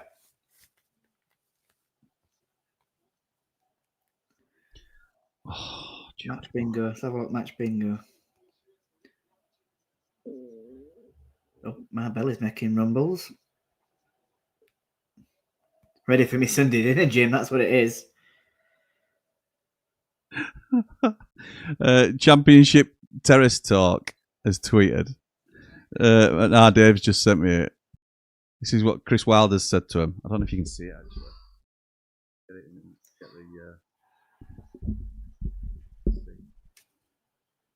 David Brent on the bed.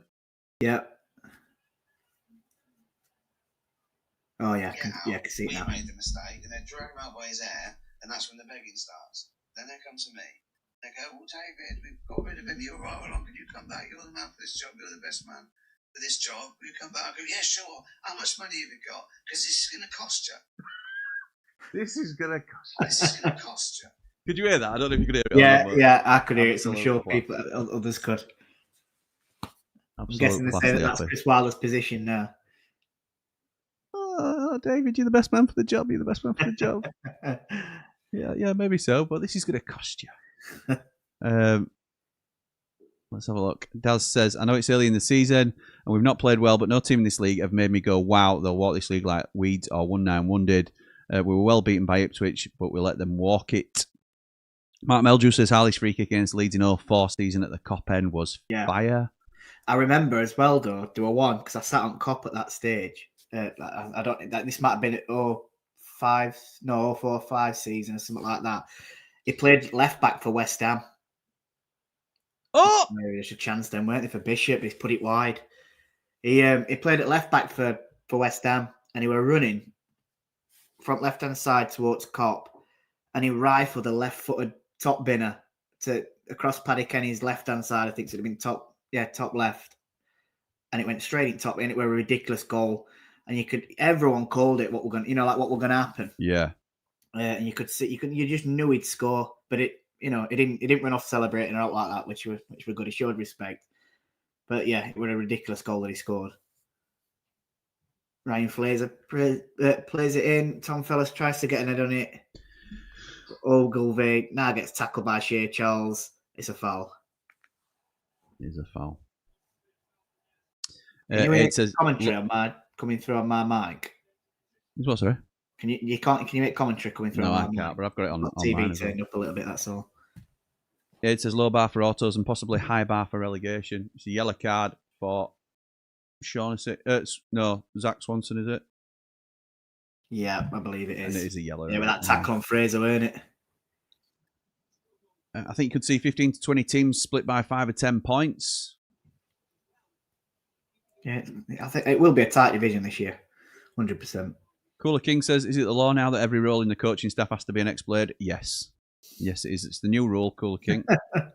So you can forget that Jose Mourinho fella. Once did Cookie's celebration playing football winded? Yeah, it was. How did he do that? Yeah, I don't know either.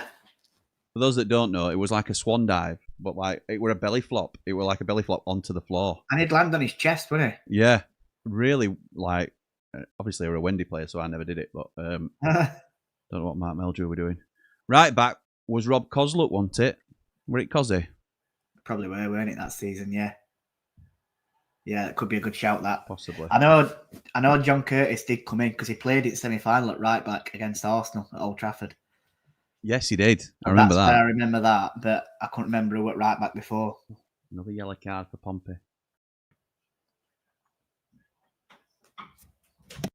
Oh, no, it's our Bellis that's got it.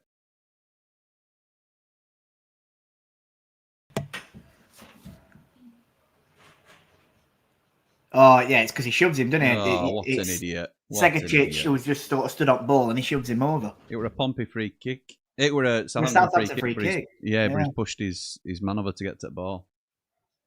Ridiculous.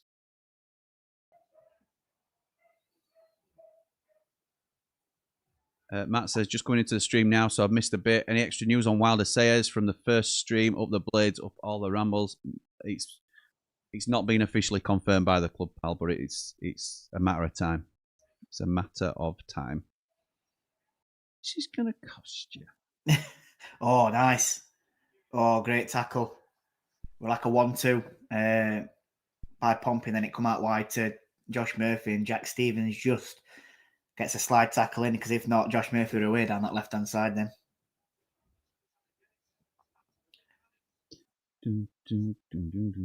Again, Ogilvie now on the ball. Throws it to Zach Swanson, who's in acres of space on this right-hand side. Segacic now comes inside again onto his left foot. Shea Charles comes out to block that run, and they come all the way back to the halfway.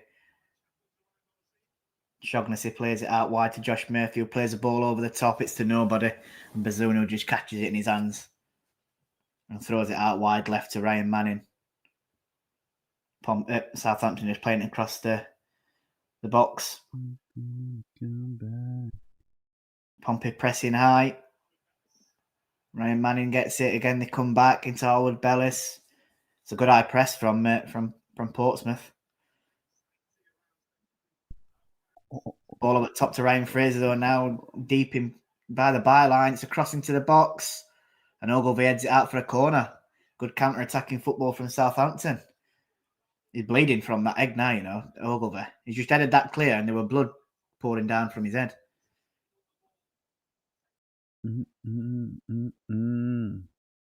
Why are you smiling? That he can't carry on. State of that. I don't get why he's still there. I know he's obviously playing on his all right, but It's procedural, isn't it? Concussion procedure. You take a bang to head, you come off for safety. Yeah. Yeah, they'll be in big trouble, won't they, if he comes off and he has got concussion. Tom Fellas on edge of box. Oh, chance for a Pompey. Oh, counter. Here. It's Segacic. Charles gets back. Oh, it's an awful ball. He tries playing it round back. Josh Murphy. Straight to keep. That were a chance, that. I mean, yeah, it was. Credit to Southampton, though, because it looked like it was going to be a 2-on-1 counter-attack, and they committed 3 or 4 players back, didn't they? And they got back well.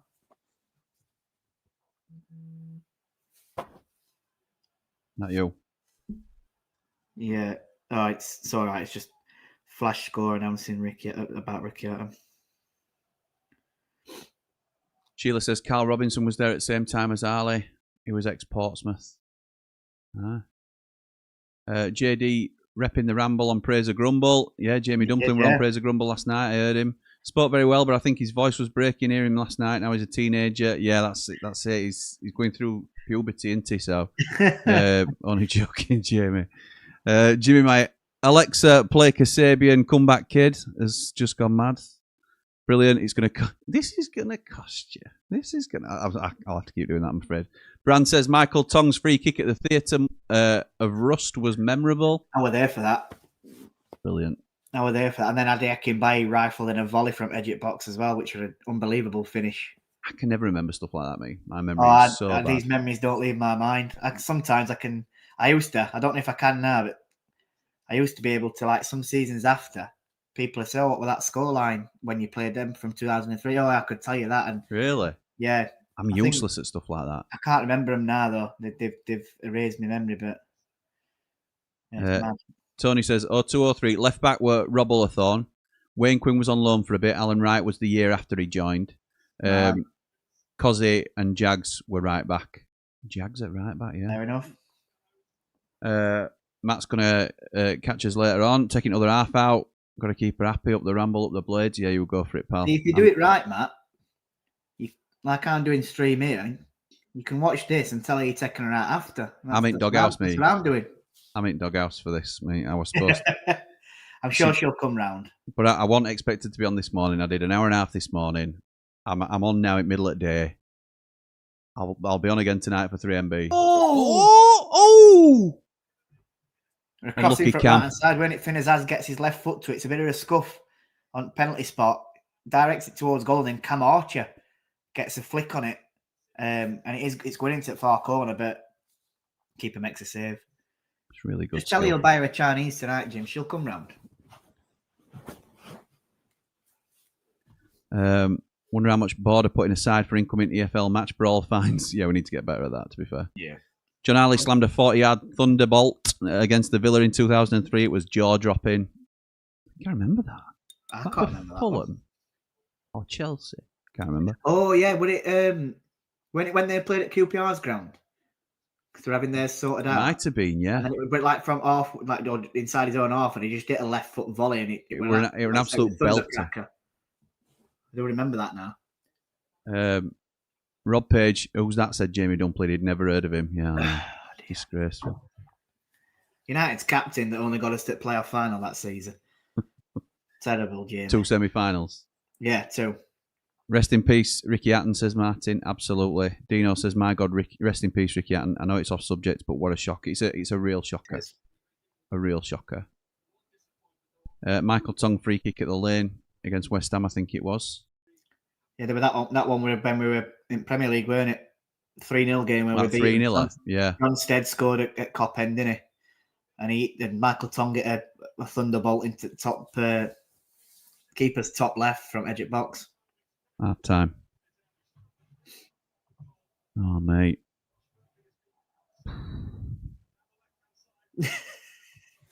I've never seen you smile so much. Well, I've hardly smiled this season, to be fair. I know, but... And that's the thing. That's why it's so... Yeah, Peter welcome. Peter Oakes put a tweet out. I think someone has mentioned it. Yeah. But Bladesman's just sort of, copied him into it. And he's put, Chris Wilder has accepted the offer to return to Sheffield United.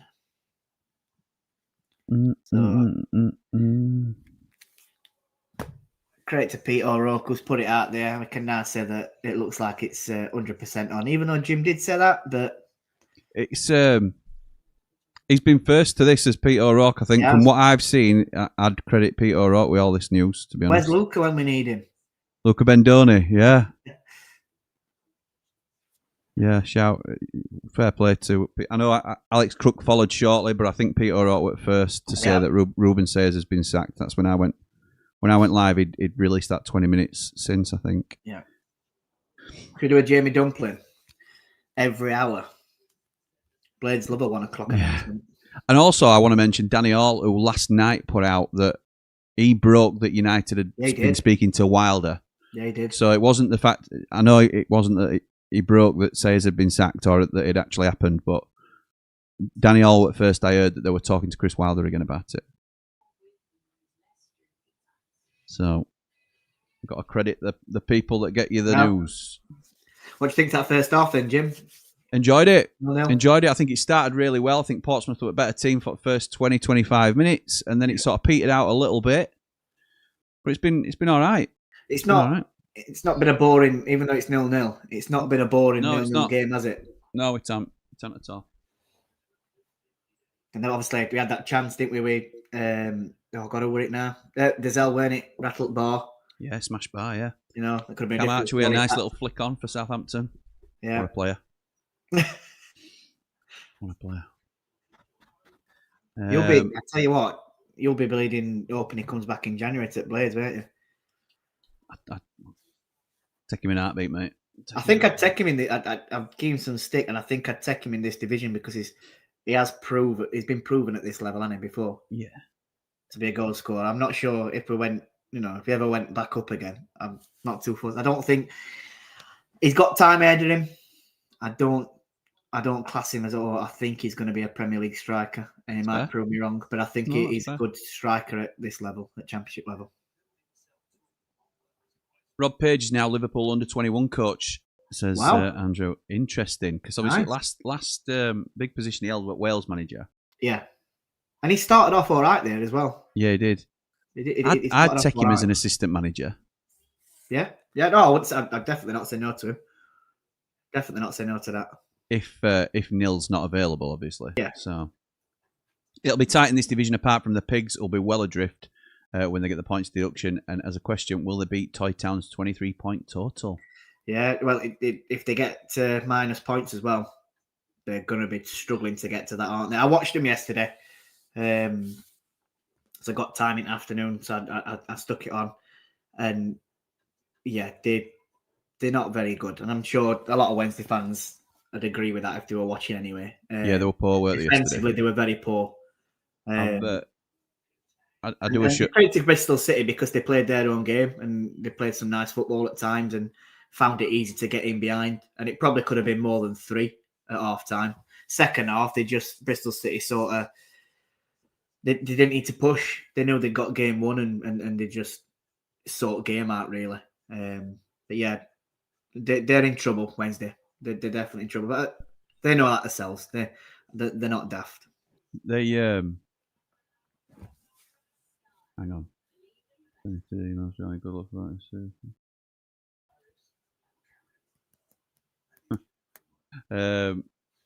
Yeah, so I don't know where I'm going to go with that, actually. That's thrown me. I've just seen some. Oh, that was it. We're talking about Wednesday, haven't you? Yeah. Thank you, mate. So obviously, I do a show every Monday. We're back tomorrow with Cal Fowler on Ramble FC. So if you want to watch Yorkshire's finest, that'll be me and Callum Fowler. I was saying I was quite concerned because I thought Wednesday started the season like quite well, certainly compared to us in terms of that first game that they played against Leicester. Weren't it, that effort? Yeah, and they had it. Well, like it had galvanised them, and I thought this ain't good. This, and maybe if a couple of right things fall their way, they might be okay. Like they might give it a good go of staying up. But then Cal shot me dead and took my legs out. Said they're not going to get 20 points this season. They're not going to win 20 points. Never mind deduction. Who are they going to beat? They are that bad. Who are they going to beat in this division? Because you look at the rest of who are they going to finish above? And he's right. They're not. I agree with it, and I think as well, there's only so much commitment and effort they can take week in, week out. That's not going to last for 46 games because when these losses are coming in over and over again, they're going to feel down and they're going to feel sorry for themselves. And then the inevitable is what's coming. So that there's only so much that the effort and commitment will be able to go that far. Teams will just pick them off, especially as it gets later in the season. Yeah, when they're no finding squad their have own they? form as well. So it's over or under 20. Inevitable. Over or under 23 points then. It's not counting any deductions. Are they going to win 23 points this season? No, I think so. I don't feel like I'm out of I don't feel like it's out of term saying that either. I've not got. Is your last there? Is Mrs. Motson knocking She's about? Just got out. I've not got my red tinted glasses on there either. I'm struggling to see where they're going to pick 23 points up. Jimmy's like a Cheshire cat that's got the cream. I love it. I do really love it. Kim says, stop saying that word. She's doing my head in. Ian says, just like to wish David Webster a happy Sunday. He's one of our own. Nice bit of trolling from the gatekeeper. Yes. Nice.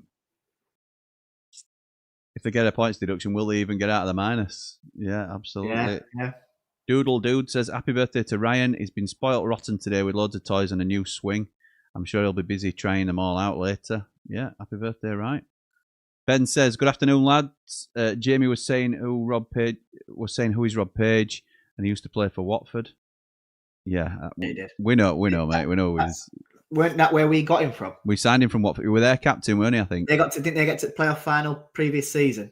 Oh, I don't know. That's a step too far for me. But I know they were their captain. They got to playoff final previous season, and they either went up or whatever, and then it come to us and got to playoff final as well the season after.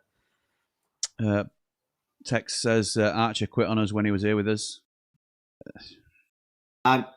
Listen, I agree with him. I think he definitely down tools. I said that. I didn't feel like his commitment level were rubbish when it was going wrong for us. So I agree with him. Cooler King says his Wilder's return. Fight back, Jim. Fight back against me. I'm not. His Wilder's return. Good news or bad news for Tommy Cannon? At the time, it didn't seem that Cannon was a player Wilder was begging for. He was offered Tom Cannon, and he said, "Yeah, let's. If you're offering me him, I'll have him." I think he'll be. I think unless we return to two up top, I think he'll be third choice. What I am intrigued to see is we're talking about effort levels. I don't feel like we've had much effort level from Tyrese Campbell since Wilder's been out the door. I know. I'm not saying. I don't think his head's been in it. I don't think his. I've struggled to watch him compared to I had seen to watch him. Watching him last season. I think Wilder comes back in, and all of a sudden Tyrese Campbell's performances pick up. Personally, he's not. Don't get me wrong. He's not had much service, has he? So I can't knock him too much. But I've not seen them energetic runs in behind as much.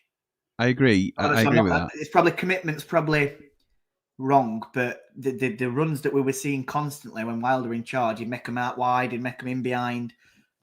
I don't think I've seen that as much from him this season. It's he's got plenty of competition behind him now, hasn't he? To make sure he still plays at the top of his game. Yeah.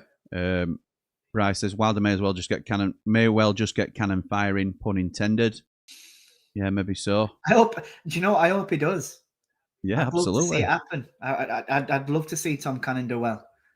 He's not shown anything yet where I'm confident on that. My dad's the same, to be honest. Wayne says, see you later. Off to the hospital to see mum and dad. All right, all the best, Wayne. Hope they're okay. Yeah, I hope they're all right, pal. Susan says, afternoon, lads. Make no mistake. Wilder will have been analysing from the wings. He will know exactly what he's going to do. That is one thing we can be sure of. He won't have taken his eye off what's been happening at Bramall Lane. He's definitely going to be watching them games, 100%. Absolutely right. Got a quiz question. How many club captains did Wilder sign? Oh, loads. That was one of his main tactics when he first came in. Jake Wright were a captain. Yep. I'm just trying to think who he signed when he first came in. I'm going to have a look at list. And I know it might be cheating a little bit, but... Jack O'Connell, Jake Wright. Sheffield. Who else did he sign? United. John Fleck. John Egan. What year were it? 16, 17? Are they on about the very first... Because Egan didn't join us until Championship season, did it, when we got promoted? 16, 17? Yeah, 16, 17. So, not loads in first season, I don't think. Not loads. Jake Wright were probably the only one. Let's have a look at the year after. I know that's Egan coming the season after. Were Egan the captain at Brentford? I'm not sure he was. Stearman might have been a captain. Oh, do you mean how many captains from other teams? How many captains he signed? Sorry, yeah. I thought you meant like who would like potentially could have captained us. Were Ollie Norwood ever a captain at Brighton? Ollie Norwood, I'm not sure. I don't think Fleck were a captain at Coventry, were he? Well, Ryan Leonard a captain? I think Ryan Leonard might have been a captain. But Southend where he came from. Southend, I think it was. Yeah. Yeah. I think it was this. It's a tough question, that. Because I remember as... Good one. Yeah, it is. Because I remember us signing captains and a lot of their player of the seasons, at clubs as well. Yeah, because like Ricky Holmes, weren't he a player at season at Charlton? Yeah, Luke Freeman were a player at season. Didn't work out, did it, for us? No. Interesting question. I don't know is the honest answer. Andrew, listen, a quizmaster should always know the answer to their own question, so I'll be interested to hear that. Wonder if McBurney would have come back if Wilder were here at the time, and he's now kicking himself. I don't think he'll be kicking himself because he's doing well at Hull, but yeah, he is. I think he'd have come back. Yeah, I do think he'd have come back under Wilder. One money on the boxing, says Brett. A lucky dip on the lotto, and the Messiah is coming back. It's all coming up, Keith. Up the positive ones. The King is back. Up Wilder FC. Do we know why Ings wasn't on the bench on Friday? No, we don't. I've seen loads from injuries to illness. Yeah, exactly. And that's as much as you know. So it's guesswork, isn't it? You've got to hope it's like a little bug, haven't you, that he's now over and recovered from. Which it'd be frustrating because obviously we know he's suffered with injuries. To come in and get 20 minutes at Middlesbrough and then be injured, it's so frustrating. But you know what you're taking on there, don't you? You do, yeah. The risk. That's the risk. Dave Morwood says, Jimmy, I said on night after night we need a manager who can get this team together, put an arm around them. If only we knew a manager like that. You certainly did say that. You certainly did. It was ill, Kyle, allegedly, says Bry. Chris Hussey. Was Chris Hussey a captain? I was going to mention him, but I didn't know if he were captain. Where Cheltenham we got him from? Yeah, it might have been. I remember him saying he was the best League One left back, best left back in League One, and because I think we didn't sign George then. Who did we sign to play on right? We signed two fullbacks, and he said we'd signed the best two fullbacks in the league. Oh, what right back then? Don't know. It's so frustrating because I feel like I should know, but it's like 10 years ago, nearly. And we've been through an awful lot since then, pal, with our club. Oh, God. Well, what first game of the season we played that year? Was it Gillingham away? No, that was the season. No, before. that was the turning point game, weren't it? Yeah, we won 2-1 or 2-0 there. I know Billy scored. We lost against Southend, I think. That was like 3-0 at home, I think. Didn't Jack O'Connell score an own goal? Think so. Because my dad were like, who is this useless Jack O'Connell that we have signed here? Let me look. I'm going to look. I know, look at my dog saying, were it Kieran Freeman? Kieran Freeman ended up being the right back that we went with, but Wilder came in and put him on transfer list because I think he signed somebody else to play. I think he'd signed somebody to come in and play right back. I may be remembering it wrong. But Freeman were already there, I think. Because he signed Chris Hussey, and then it weren't long before he rectified it by signing Dan Lafferty. Yeah, it were from Burnley, weren't he? Yeah. Yeah. I mean, Chris Hussey, he said he was best left back in League One. He was best left back in changing rooms in League One after about 3 games. Were it somebody like Darryl Westlake? Ooh, now then.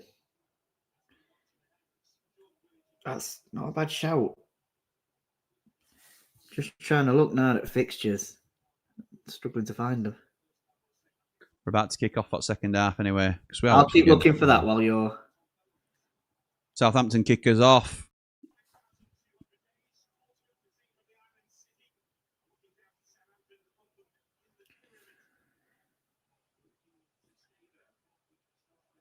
It was Bolton away we played. And we lost 1-0 first game of the season.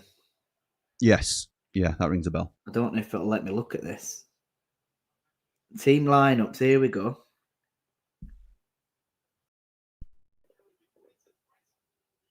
Is that right? Is that the right season? With John Brayford at right back. That's got to be season after, hasn't it? Or has it?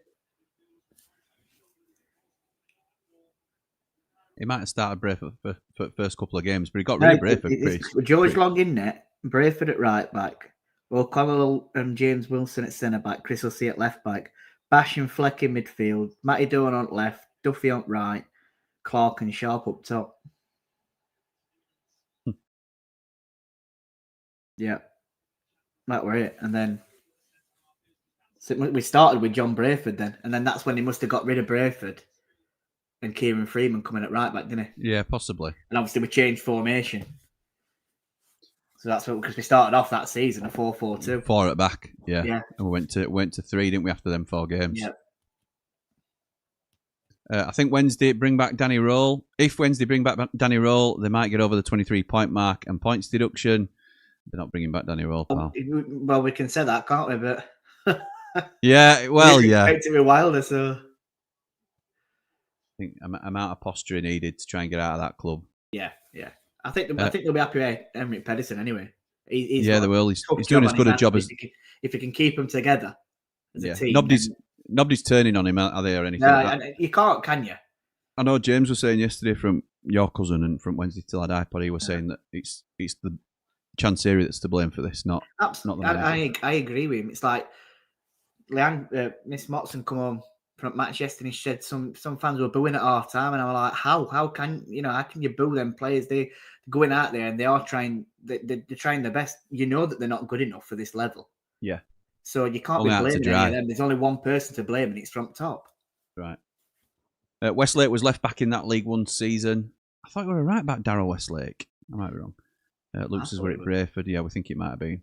Wasn't the season we signed Martin Wolford? No, that were under Nigel Adkins. That were Adkins. Daz says, I think this is the year with Circus Show at the Sty, we could finally banish the ghosts of Boxing Day.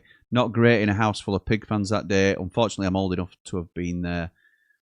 Let's just get Wilder in position first before we talk about the thing is, though, with that is we're talking about it, throw form and everything out the window. We've seen what their under 21s can play against a decent Leeds side. When it comes up to a one-off game. That's absolutely right. You can't just write them off because of the situation that they're in. They might make it hard for us, and we might beat them, but it might still be a close game where it's like 1 or 2. Oh, someone called Alcock, I think, if I remember. Craig Alcock. Might be that, Sheila. Great shout. Great shout. Great shout. Susan says, Peterborough, I think. Say again. We signed him from Peterborough, I think it were. Were it Peterborough? I've I got it. used to be. I know he used to be at Yeovil, but did he go to Yeovil from us? I'm not sure. It's a search. Ray says, I think our first point were at Fleetwood and Hussey crossed for Ethan Ebanks Landell or Ethan Landell Blake, which you've got here, but it's Ethan Ebanks Landell into to head home in injury time. Wilder went mental running down the touchline. Yeah, I remember that. His first point were at, I'm sure it were at Gillingham because it were on Sky, and Kieran Freeman scored, I think, and then Billy scored a penalty. Were it? This year to save me from tears. Yeah. I'll give it to Ebanks Landell. Yeah, we got Alcock from Peterborough. Then he went to Doncaster on loan, I think, after. Did he ever play for Yeovil, or am I miles off with that? I believe it. Is he still at? Well, his picture is in a Yeovil Town shirt that's on okay. Wikipedia. Started at Yeovil. Right, okay. And he's been back at Yeovil in 2020 and retired in 2022. Wilder's first win was Oxford at home, the 5th game of the season. Billy and James Wilson scored in a 2-1 win. That's his first point was a 1-1 draw against Rochdale at home in the second game. Sharpie equalised in the 81st minute. Nice one, Bran. Scottish Blade says, afternoon, guys. Hope you're well. I am. Got my ticket for Charlton. See you Saturday in the Boozer. You will. We will be at Triple Point and Selena Bar. So nice. All at the top to Camacho, gets into the box. Swanson gets back and puts a left-footed, flick out, and it goes for a corner. Camacho should be doing better there, Jim. Behave yourself. I tell you what, do you know what? He peels off Regan Poole really well, though. He does, but his touch is poor into his first touch there. If he takes it more into his stride and more central, then he's in. Yeah. I don't think he's quite got the pace, to be honest. No, and I thought he was quicker than that. Just a bit of a fox in the box, isn't he? Mm. It's Ryan Manning that's going to be taking it from left-hand side. Whistle on fire. Yeah, he's having a word with a few players, aren't they? They're just pushing and shoving a bit. Let's see, though, whether if this still continues to happen, I'm guessing it's Swanson on Stevens, whether he blows for a penalty or anything. Left-footed to near post, headed clear by Segacic. And Ryan Fraser goes all the way back to the keeper. What a waste of a corner. You have to excuse me a sec, Jim, because I need to go to the loo. Oh. No worries. Oh, Camacho, is he in? Oh, he is. He's round the keeper. He passes it, he crosses it across goal, but it's cleared. It went too wide, really, but there were nobody in the box to get the ball across. Brilliant play from Camacho, what a play. But here comes Portsmouth now. Oh, and it's a poor ball, and Shea Charles collects. It's really opened up now, these last couple of minutes. Camacho plays Shea Charles back in. Fraser down the left-hand side. Camacho getting into the middle. Fraser, can he get a cross away? No, he can't. Shea Charles moves it centrally, has a shot, but it's deflected and cleared by Pompey.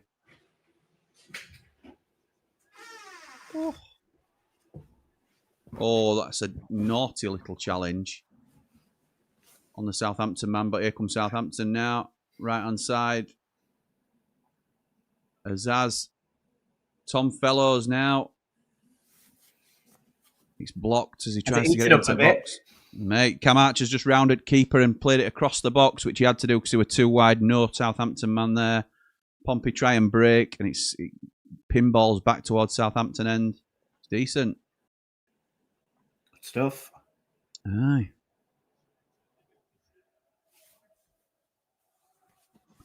Archer looked flat-footed there, says Sheila. Sheila, I can go off people, you know. TC says, seeming it's Wilder's third time back. Could be the club holding off for a 3 p.m. announcement. Nigel says, who's Archer, Jimmy? As bad as Beast Boy with Brewster? Behave yourself. I don't think he's that bad. I am too far gone, though. Wait. Fellows crosses it in. He's just headed clear by Swanson again. Do you know, the thing... The quality, apart from, I think it was Murphy's balling early on in first half, the quality of the balls into the box has been quite poor. Yeah, it has. Here comes Ryan Fraser. I think there's only been one shot on target, to be fair. Yeah. All game. Shea Charles into Flynn Downs. He comes back. Howard Bellis plays it to Manning. Finnazaz now left. Just knocking it between them in a triangle. And Swanson knocks it out for a throw-in. Andrew says, sorry, Jimmy never got the Archer hype. Don't know what you ever saw in him. I think he's better in a 2, if I'm honest, at this level. Brand says, Jord is correct with Gillingham. We won away at Gillingham the game after Oxford at home. Look at this, is Archer chance. Finnazaz a one-header, yeah. It just goes wide at goal, though, didn't it? Do you know what? Keeper probably does well to come and close that angle to make him go wider. He has to do. Yeah. Jake Wright came in against Oxford at home and single-handedly changed our fortunes. What a player he was. Yes, he was. Understated. Were he unbeaten in a United shirt for ages and ages? I believe he were, weren't he? Were it that season? He was definitely unbeaten for that season. Yeah. Because he didn't play every game, obviously, but came on when needed. He did well for him, and you always felt comfortable with him coming in and playing it back, didn't you? Agreed, Job, but would Campbell, Ings, or even Cannon miss all them chances like Calvert-Lewin did in the Cup game? Whereas we're in a lose-lose situation, as they'll be saying, playing under 21s, you should be beating us 5-0. That's for Pig game he's on about. Yeah, I agree. Nerf gun, says Ian. I'm not having that. If we don't beat them 5-0, you can't even beat our under 21s. We need to destroy them both games. Louis says, lively start to the second half. Loved that challenge by Dazelle and Howard Bellis. I'm here for it. I do love a good 50-50 challenge. I hate when referees blow for them. It winds me up. It's just showing your keeper. It's just showing you Schmid. He's got his hand in a brace. So that's obviously the reason why he come off. He must have landed dodgy on it because I can't remember him. I can't. Getting it on his hand. I thought, like, you thought it was his stomach. I thought it was groin area. Pompey have just got a free kick just inside the half, but they pushed quite a few men forward, and Southampton tried to play an high line. It's come to back stick. Colby Bishop's got it. He has a shot across box. He flicked away by Swanson, but Josh Murphy tries to put it in. It's blocked. And Tom Fellas puts it out for a throw-in. Josh Murphy picks it up. If he's looking for a quick throw-in, it is.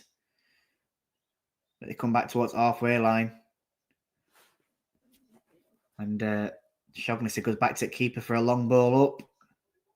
No one's there to challenge. Well, Segacic puts a challenge. I thought we were going to get a foul, actually, but Ryan Manning clears it high and long for Cam Archer to run onto. Regan Poole comes across. He heads it, and he heads it out for a Southampton throw-in deep into Portsmouth half. Archer picks the ball up, looks for the quick throw-in, but no one were on his level. Ryan Manning takes it into Archer. Comes to Flynn Downs.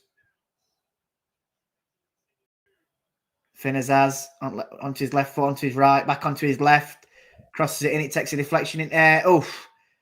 Cam Archer tries to do like a little overhead kick and nearly kicks Shaughnessy in the face. Referee gives a foul for it. Fair challenge.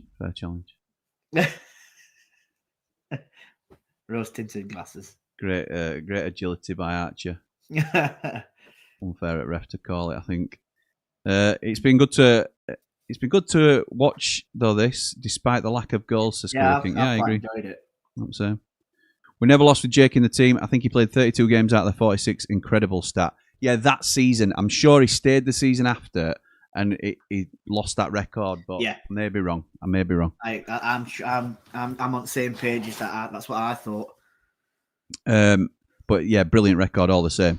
Kev Phillips says, our worst 4 managers, Sayers, no wins, 6 games. Weir, 1 win in 13 games. Peters, 3 wins in 16 games. And Adams, 4 wins in 24 games. Mickey Adams. Here we go. Chance. Why didn't he play Fraser in? Finnazaz takes an extra touch. He could have played Fraser into left, just on edge at box. Takes that extra touch, and he gets intercepted. That was a huge chance for Southampton. Opening up now. It's end to end at minute. Hopefully, we might start to see a couple of goals flying. Andrew says, when Wilder comes back, which positions would you like us to improve on in January, and who would you like to sign? A bit early, but I'd go for. I'd want another winger in. Personally, depends how he plays. Doesn't it? As it stands, I'm looking at a right back after Ben Godfrey's awful performance. Jimmy Dunn might be all right. I think we need better depth at left back. Yeah, no, I definitely agree with that. Yeah, I don't think McCallum's quite competition, is he, for Burrows?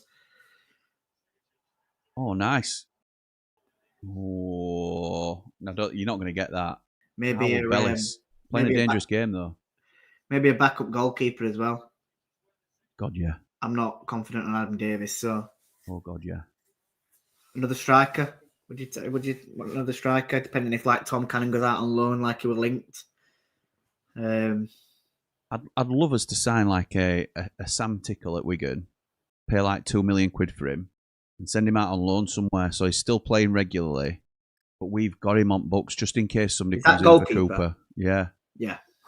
Just in case somebody comes in for Cooper. Yeah. You know, if we don't go up or something, we've then got somebody there. Yeah, no, I agree with that. I don't think that's a bad shout. Oh. Just gone wide, in it, from Fraser. Oh, into the box. Fellows, it's a good block from Dazelle, and it goes out for a Southampton corner. They're picking it up now, aren't they, Southampton? Yeah, they are. They've definitely picked pace for a bit, and they're finding more space as well to get in behind. Half an hour left, plus injury time. Plenty of time left for some goals here.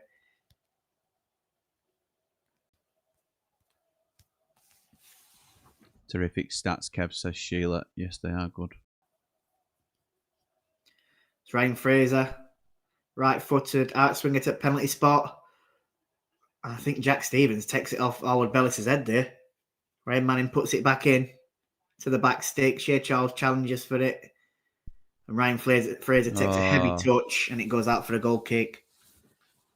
Dan says, with Man United playing at home on Saturday, the return flights are €350 into Manchester, and with the train tickets and ale, I can't justify spending €500 to our lass.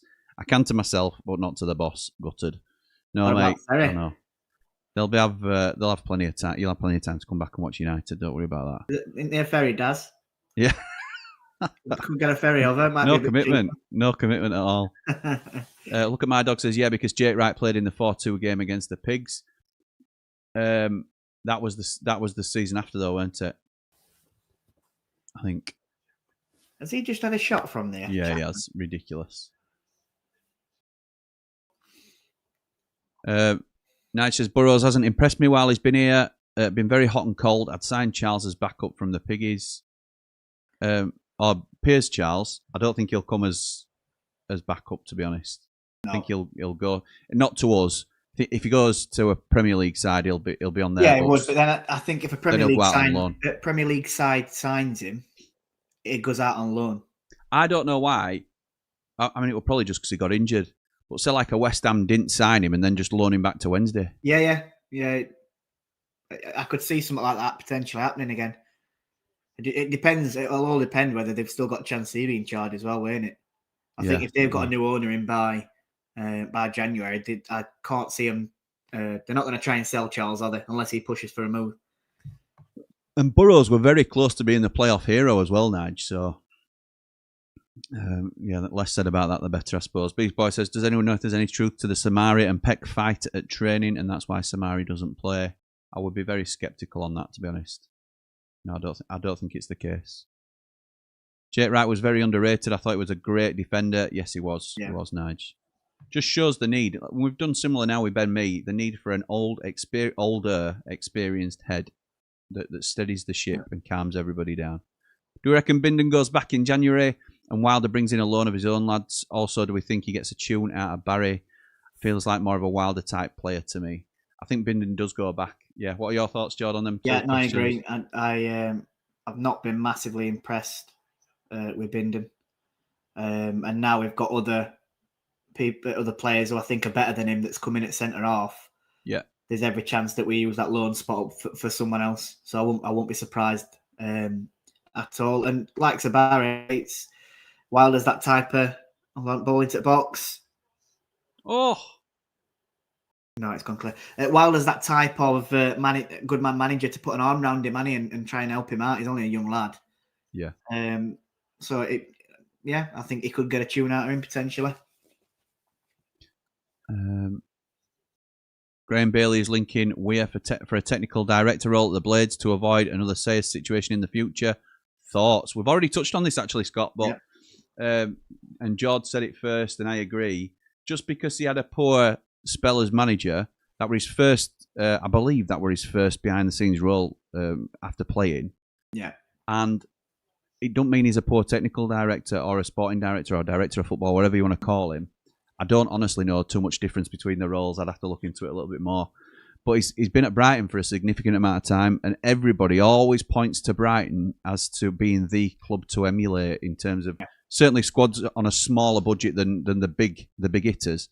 So he's done something right at Brighton. So I would certainly not rule it out, and I think it will come with some hesitance from some Blades just because of the really poor spell that he had as manager. And that's what I had. I'm part of that. Because when you first mentioned it, I said I were hesitant on it, weren't I? But if you mention him as manager, Jord, then everybody shudders, don't they? But it's a different role altogether. So yeah. And don't forget, how long ago was this? Mate, he might have learnt from his mistakes himself. 10 plus into it. Yeah, 10 plus year ago into exactly. And so to get that director's role at Brighton, he's obviously doing something right in that role. So we could only then judge him if he did come in as a technical director. We can only judge him on that role, then, can't we? We've got to probably take away what he did as a manager because he's not stepping in as a manager. Yeah. The Peters season got us relegated to the fourth. His first game, a 3-0 away win at Carlisle, got our hopes up before the best foreign manager in the fourth, and the Scotsman Porterfield. God, I feel old now. Susan has got it bang on here. Good observation, Cooler King. I would say, though, we could be watching paint dry today and say it was thrilling.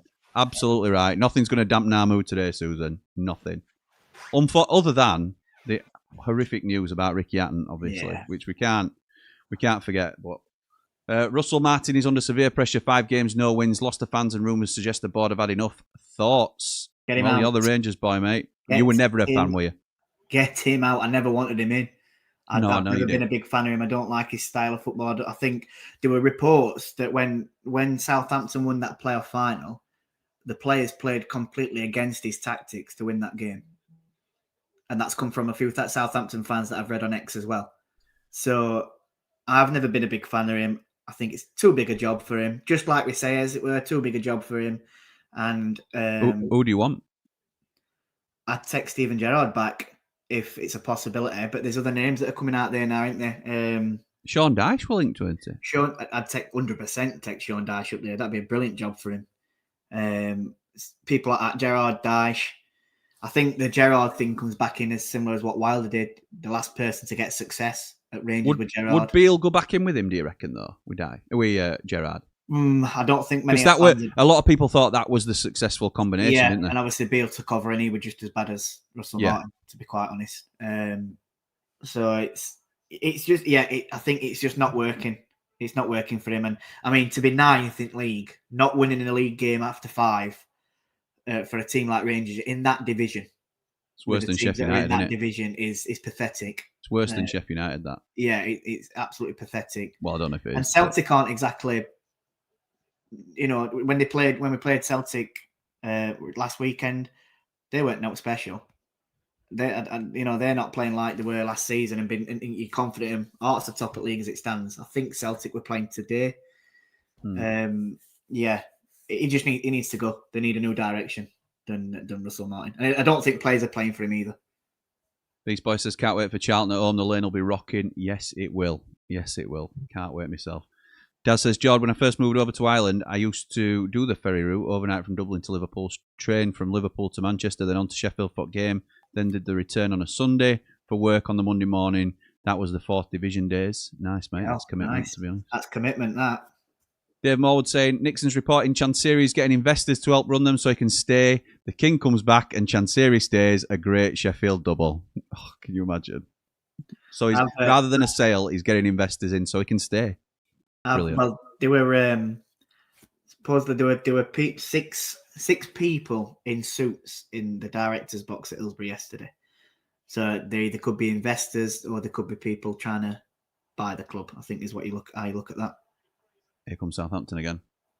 Nice ball from Fraser. Can he get there? Old Finn Azaz. Tom Fellows. It's got to go back wide.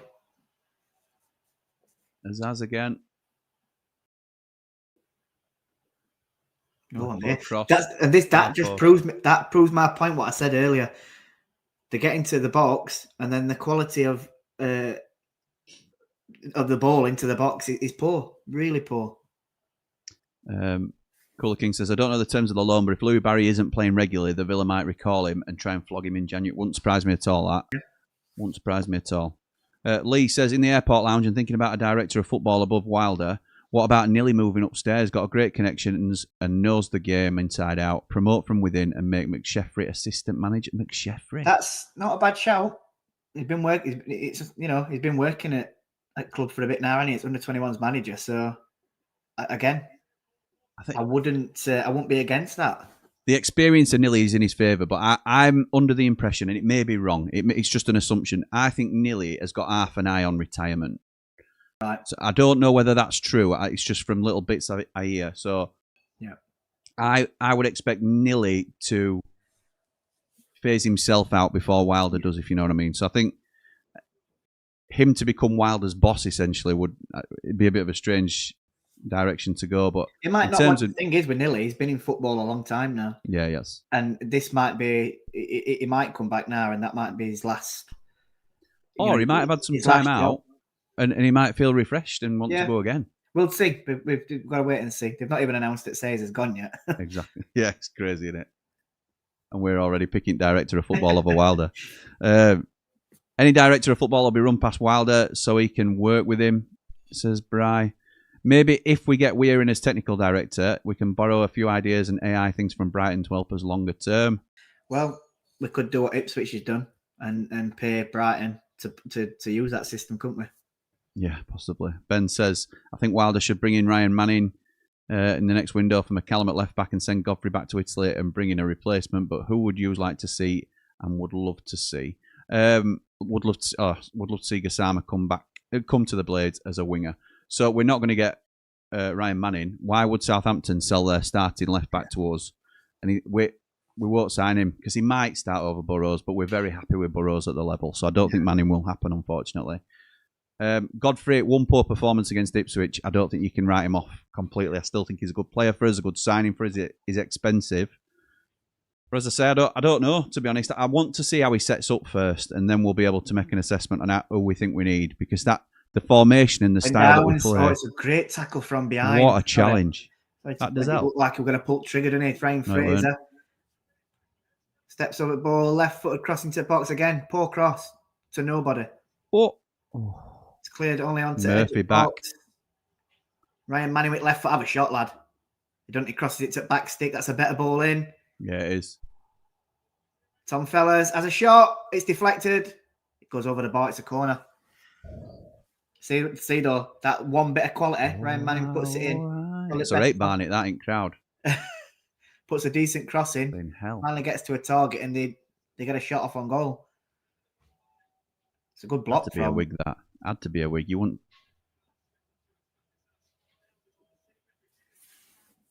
John Swift's got to have got a booking. Yeah, he has. Left footer. Right. Archer tries to win it, but gets beat at ball and it's played long. It goes out for a throw in. You love it. So what question again? We've got. Oh yeah, I was just saying. I don't think you can really give a what else do we need without knowing what way he's going to play. Because if we go 3 at back, then he'll want to up. Keeper's gone down again. But it's Portsmouth's sub keeper's gone down.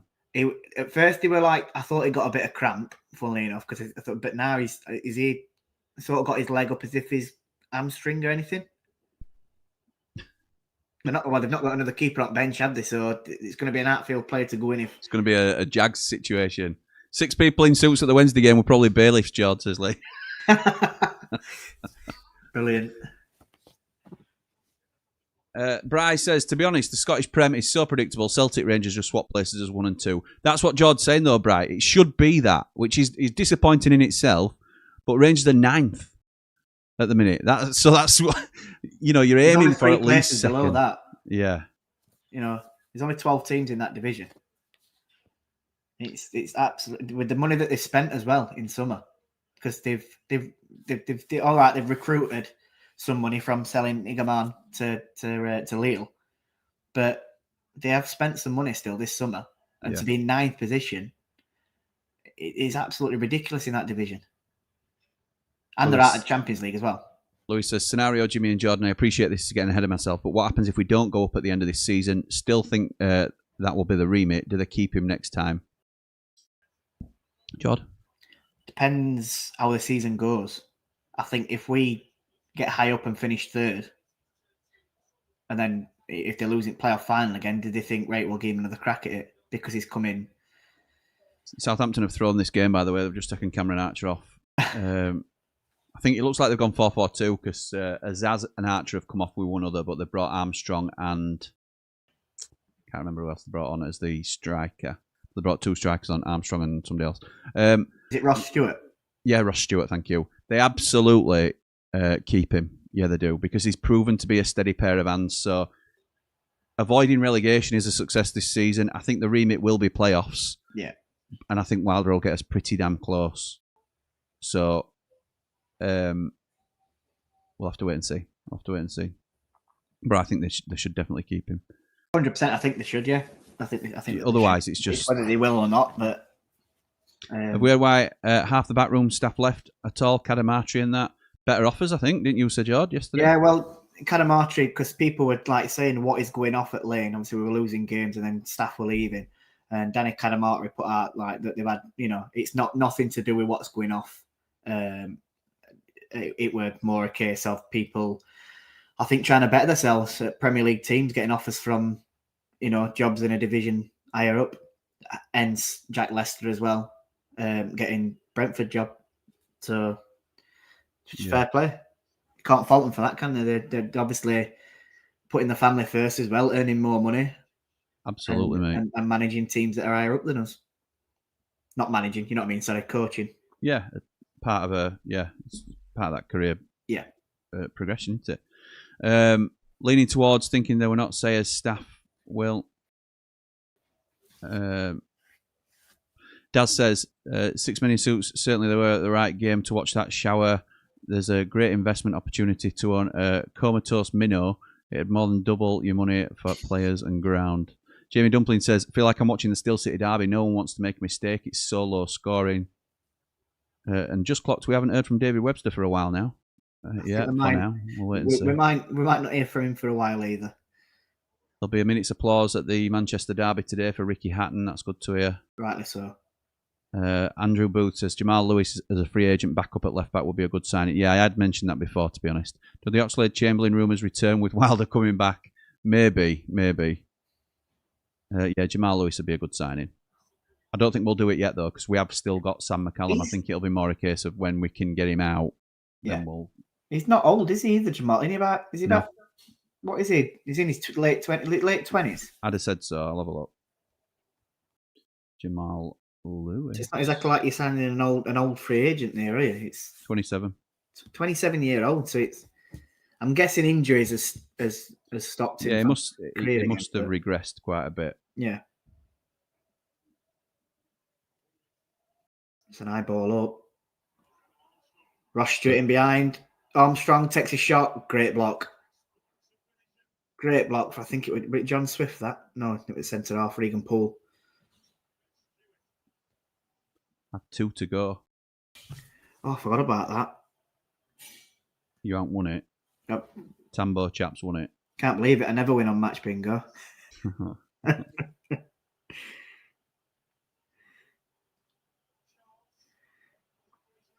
need a left-footed goal for Southampton, and if it's in the 8th minute, then 78th minute, then I've won it.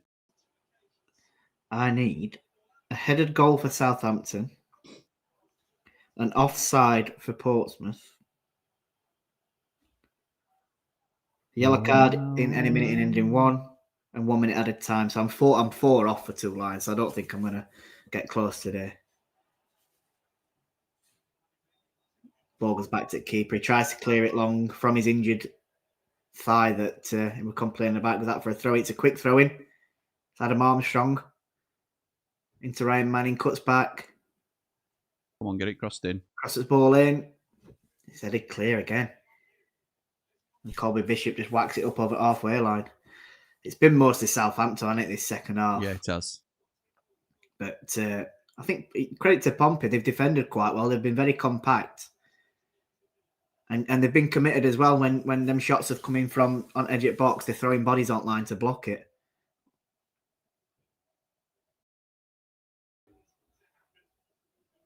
All right. Ball up at top by Stevens. Adam Armstrong runs onto it. It's a great little headed flick. Yeah, it is. Oh, what a last... That, do you know... Good tackle. That is a great tackle. It's last ditch tackle, isn't it? How's this game been, says Rob? It's been decent, to be honest. No goals, but it's been a good watch. I've enjoyed it. Give me Wilder and Dele Alli, please, Mr. Ramble, says Will Socket. That screams Ravel Morrison, Mark. To Yeah, me. it does. Or Jack Rodwell. Yeah.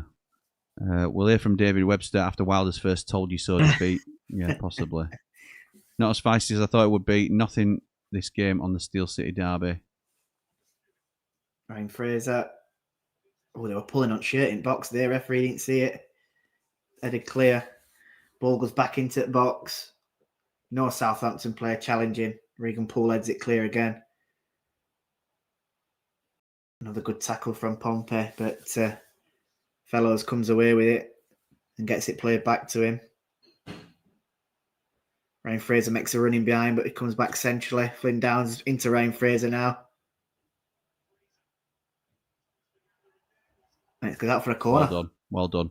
Oh, Tom says, is it just me or does anyone else keep singing Comeback Kid randomly? Jimmy's been doing it all morning. I have. Reap. Devlin. What to do with Paul, Devlin? Don't know. Come back here. Another 2 subs from Southampton. Oh, it's that young lad. Is it Robinson? Theo Robinson, is he called? Yeah, didn't he Played play last first time game we of the watched season? him. Yeah, he did, yeah. Don't let go of my hand. You better come back. Oh, nice. Do. We're getting Chris Wilder. Says Joe. Nice.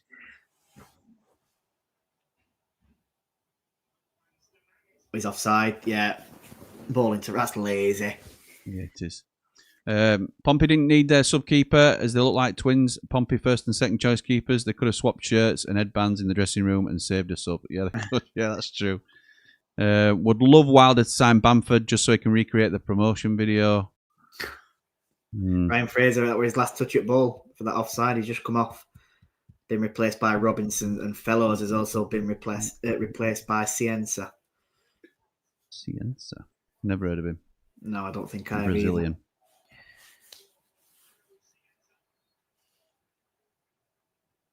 either. 8 minutes left then, plus injury time. Still 0-0. Struggling to see a goal at the moment, are you?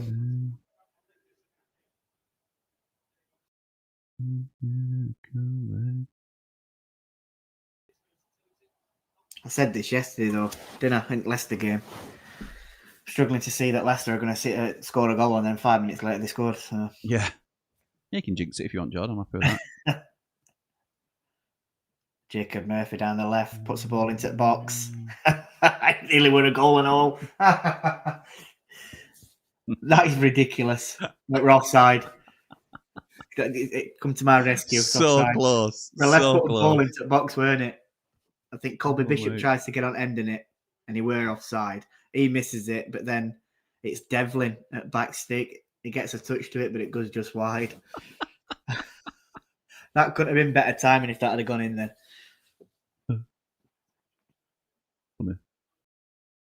Ross Stewart wins header. Regan Poole clears. Come back. Oh, Bishop tries to play a ball out to Murphy. It's a mistimed pass. Yeah, foul on Murphy on halfway line. Will Still's going mental because he don't think it is. Brand says, I haven't once seen Chirac criticise Sayers. It's almost like there's an agenda. I haven't seen much of Chirac, to be fair. I've seen him, but not much. Yellow card for Will Still. You see how red his face went there, though? I could tell he were angry. Like a tomato. Like a tomato. Is it a foul? That's the question. Do you know, he stands with his hands up in the air, just stood there, and Murphy sort of flings into him, doesn't he, and falls on him. It's not a foul for me, that. I can still hear Jim singing Guess Who's Back last night. Guess who's back? Back again.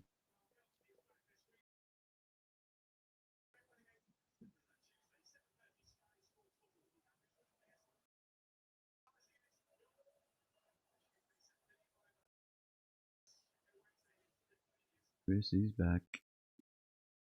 Oh. Ball in behind, Adam Armstrong. Keeper comes out, just clears it. There's still no announcement. Football League World have just messaged me asking for a comment. Is this the right decision all round? Just message just message him back. Just guess who's back again.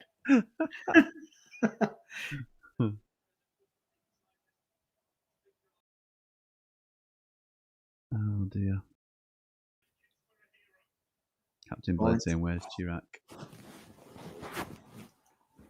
Where are you? Let's be having you. There'll be a few that, not many, but there'll be the odd one or two that are, it's a terrible decision, blah, blah, blah.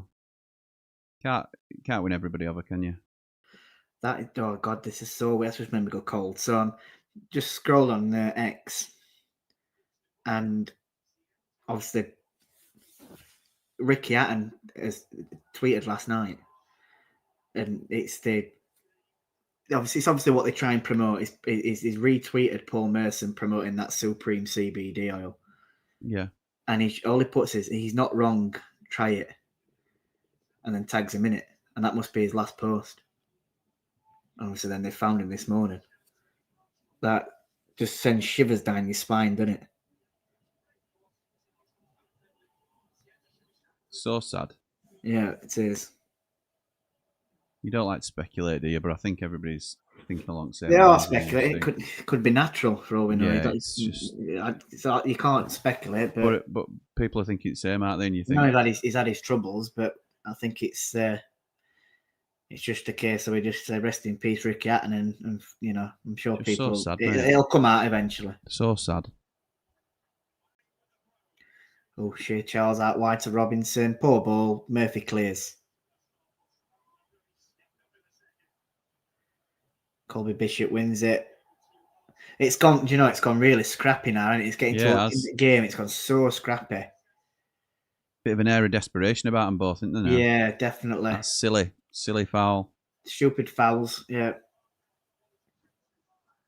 Ever thought about taking up singing, Jim? Some lovely tones coming out here. I know. I'm no singer. I know that, pal. Don't know about that. I think tones that's coming in through my system. It sounds awful. My ears are hurting. Oh dear me. Jealousy's a curse, pal. Jealousy's a curse. I do like a sing song. I'm just no good at it. Told you, you should do your own karaoke session, Jim. Yeah.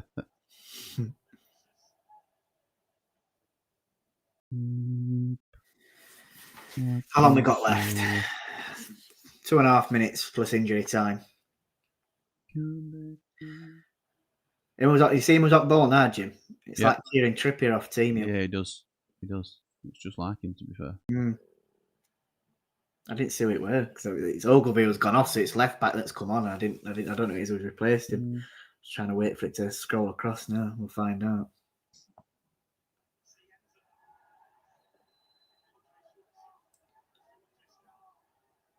Siensta's gone down here. Swanson's already been booked, hasn't he? Yeah, he has. It's Williams or Pompey. Jordan Williams, Josh Williams, I don't know. Rob says, cracking draw for us yesterday against Palace. Even better when some glum Leeds fans were on the same train home. Oh, dear. Yeah, it's a good result that for you down at Palace. Decent side. Aid says, Hatton's last Instagram post was of him training for a comeback exhibition fight.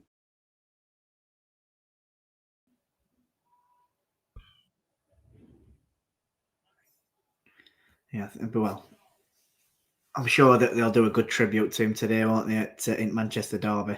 Yeah. Andrew Booth says, Russell Martin retains the spot of the Rangers board. That means he won't last much longer then. Also, he's got vote of confidence, which gives him another game probably, doesn't it? Which is mental. Honestly, it's absolutely mental because it's them who won Leeds, innit? It was took over. I just find it mad that they even gave him time. It's not going to. It'll not change. So why not? Why not just sack him now and stop messing about? Inevitable's going to happen that he will get sacked. It's funny because I feel like it's like identical to Sayers' situation. Yeah. Jamie Dumpling says, I'm bad at explaining, so could you guys explain to my friend who Ricky Hatton was? He knows he was a boxer, but not much else. World champion boxer. Welterweight division. Yeah, I think so, yeah. Fought Floyd Mayweather. If you don't know who Floyd Mayweather is, he were undefeated. I think it was 50 fights, 50 wins. Yeah. They were a world champion boxer. They were an absolute warrior, weren't they? Ball across box. Goes wide. Yeah, an absolute warrior. Had a huge support in Manchester. And when he used to fight away, I think against Floyd Mayweather, I'm sure he took 15,000 fans. Or there were 15,000 fans in America. Vegas, yeah. Yeah, so, it just shows how big a name he was. Absolute legend in British boxing, really. He was just a working man's champion, like he were man of the people, really. So, Daz says, not only you, Jord, just into RSPCA as I thought a cat was being strangled. Seems it was only Jimmy's singing. Southampton's performance a bit like Jimmy's singing off key. Thanks, Dave. Aid says Ricky Hatton was the champion of the people because he was just a normal lad who took up boxing. Absolutely right. Pompey coming in out. 4 minutes added. Corner ball.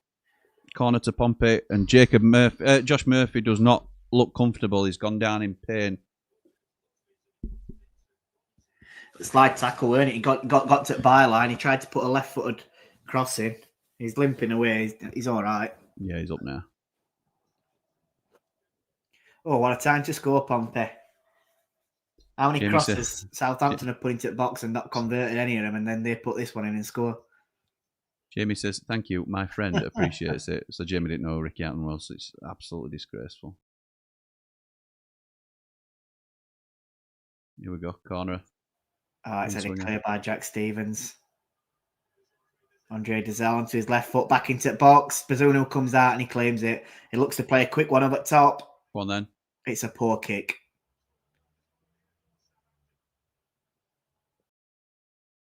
It's just cleared back up by Pompey. How many times do you see a 0-0 draw in a derby game? And I thought it was going to be 2-1, a way off.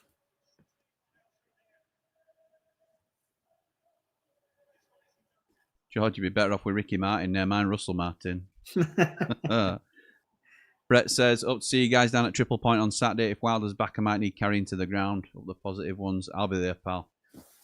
Swanson commits another free kick. Silly. Bit of pushing and shoving in box. Silly. Stevens. So it's a Southampton free kick. Just over a minute left.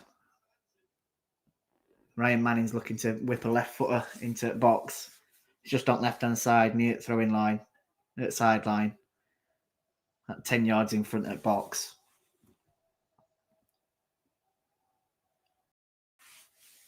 Ryan Manning steps up to take it, puts his hand up, left footed, puts it to the back stick, and it's headed out for a corner kick by Dazelle. Last minute.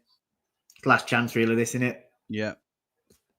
Got to be a Ryan Manning delivery, surely. My thoughts exactly. Fitness coach needs to pull his finger out. Blaster has had a setback, says James. Yeah, it's looking like mid-November, we were saying. Isak's not in the Liverpool squad. Is he still on strike? Oh! Over the bar. And that swinger onto the penalty spot. Howard Belly, unmarked. He gets up, wins header, but it's over the bar.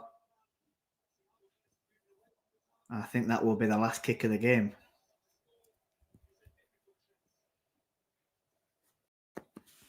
Five seconds left.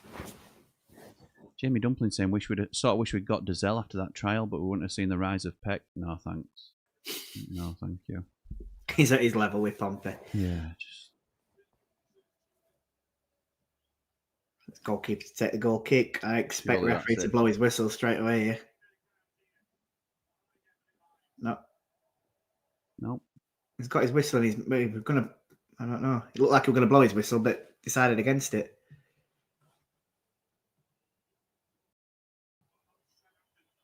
Roerslev with throw-in. Come on, ref. What we're pointing that, he's waited for him to take throw-in. Ridiculous. And then blow his whistle anyway. Absolutely ridiculous.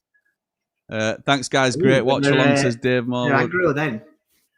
Bit of aggro with Will Still and Messina. I think they went to shake each other's hand, and I think they did, but Will Still sort of like threw his hand away. Don't mind a bit of that. Bit of argy-bargy. Don't mind it. Jordy boy, thanks for joining me, pal. As always, thank you very much. Thanks for having me. Mate, it's a big day. Brett says, club has just released away kits with long sleeves. I'll never financially recover from this.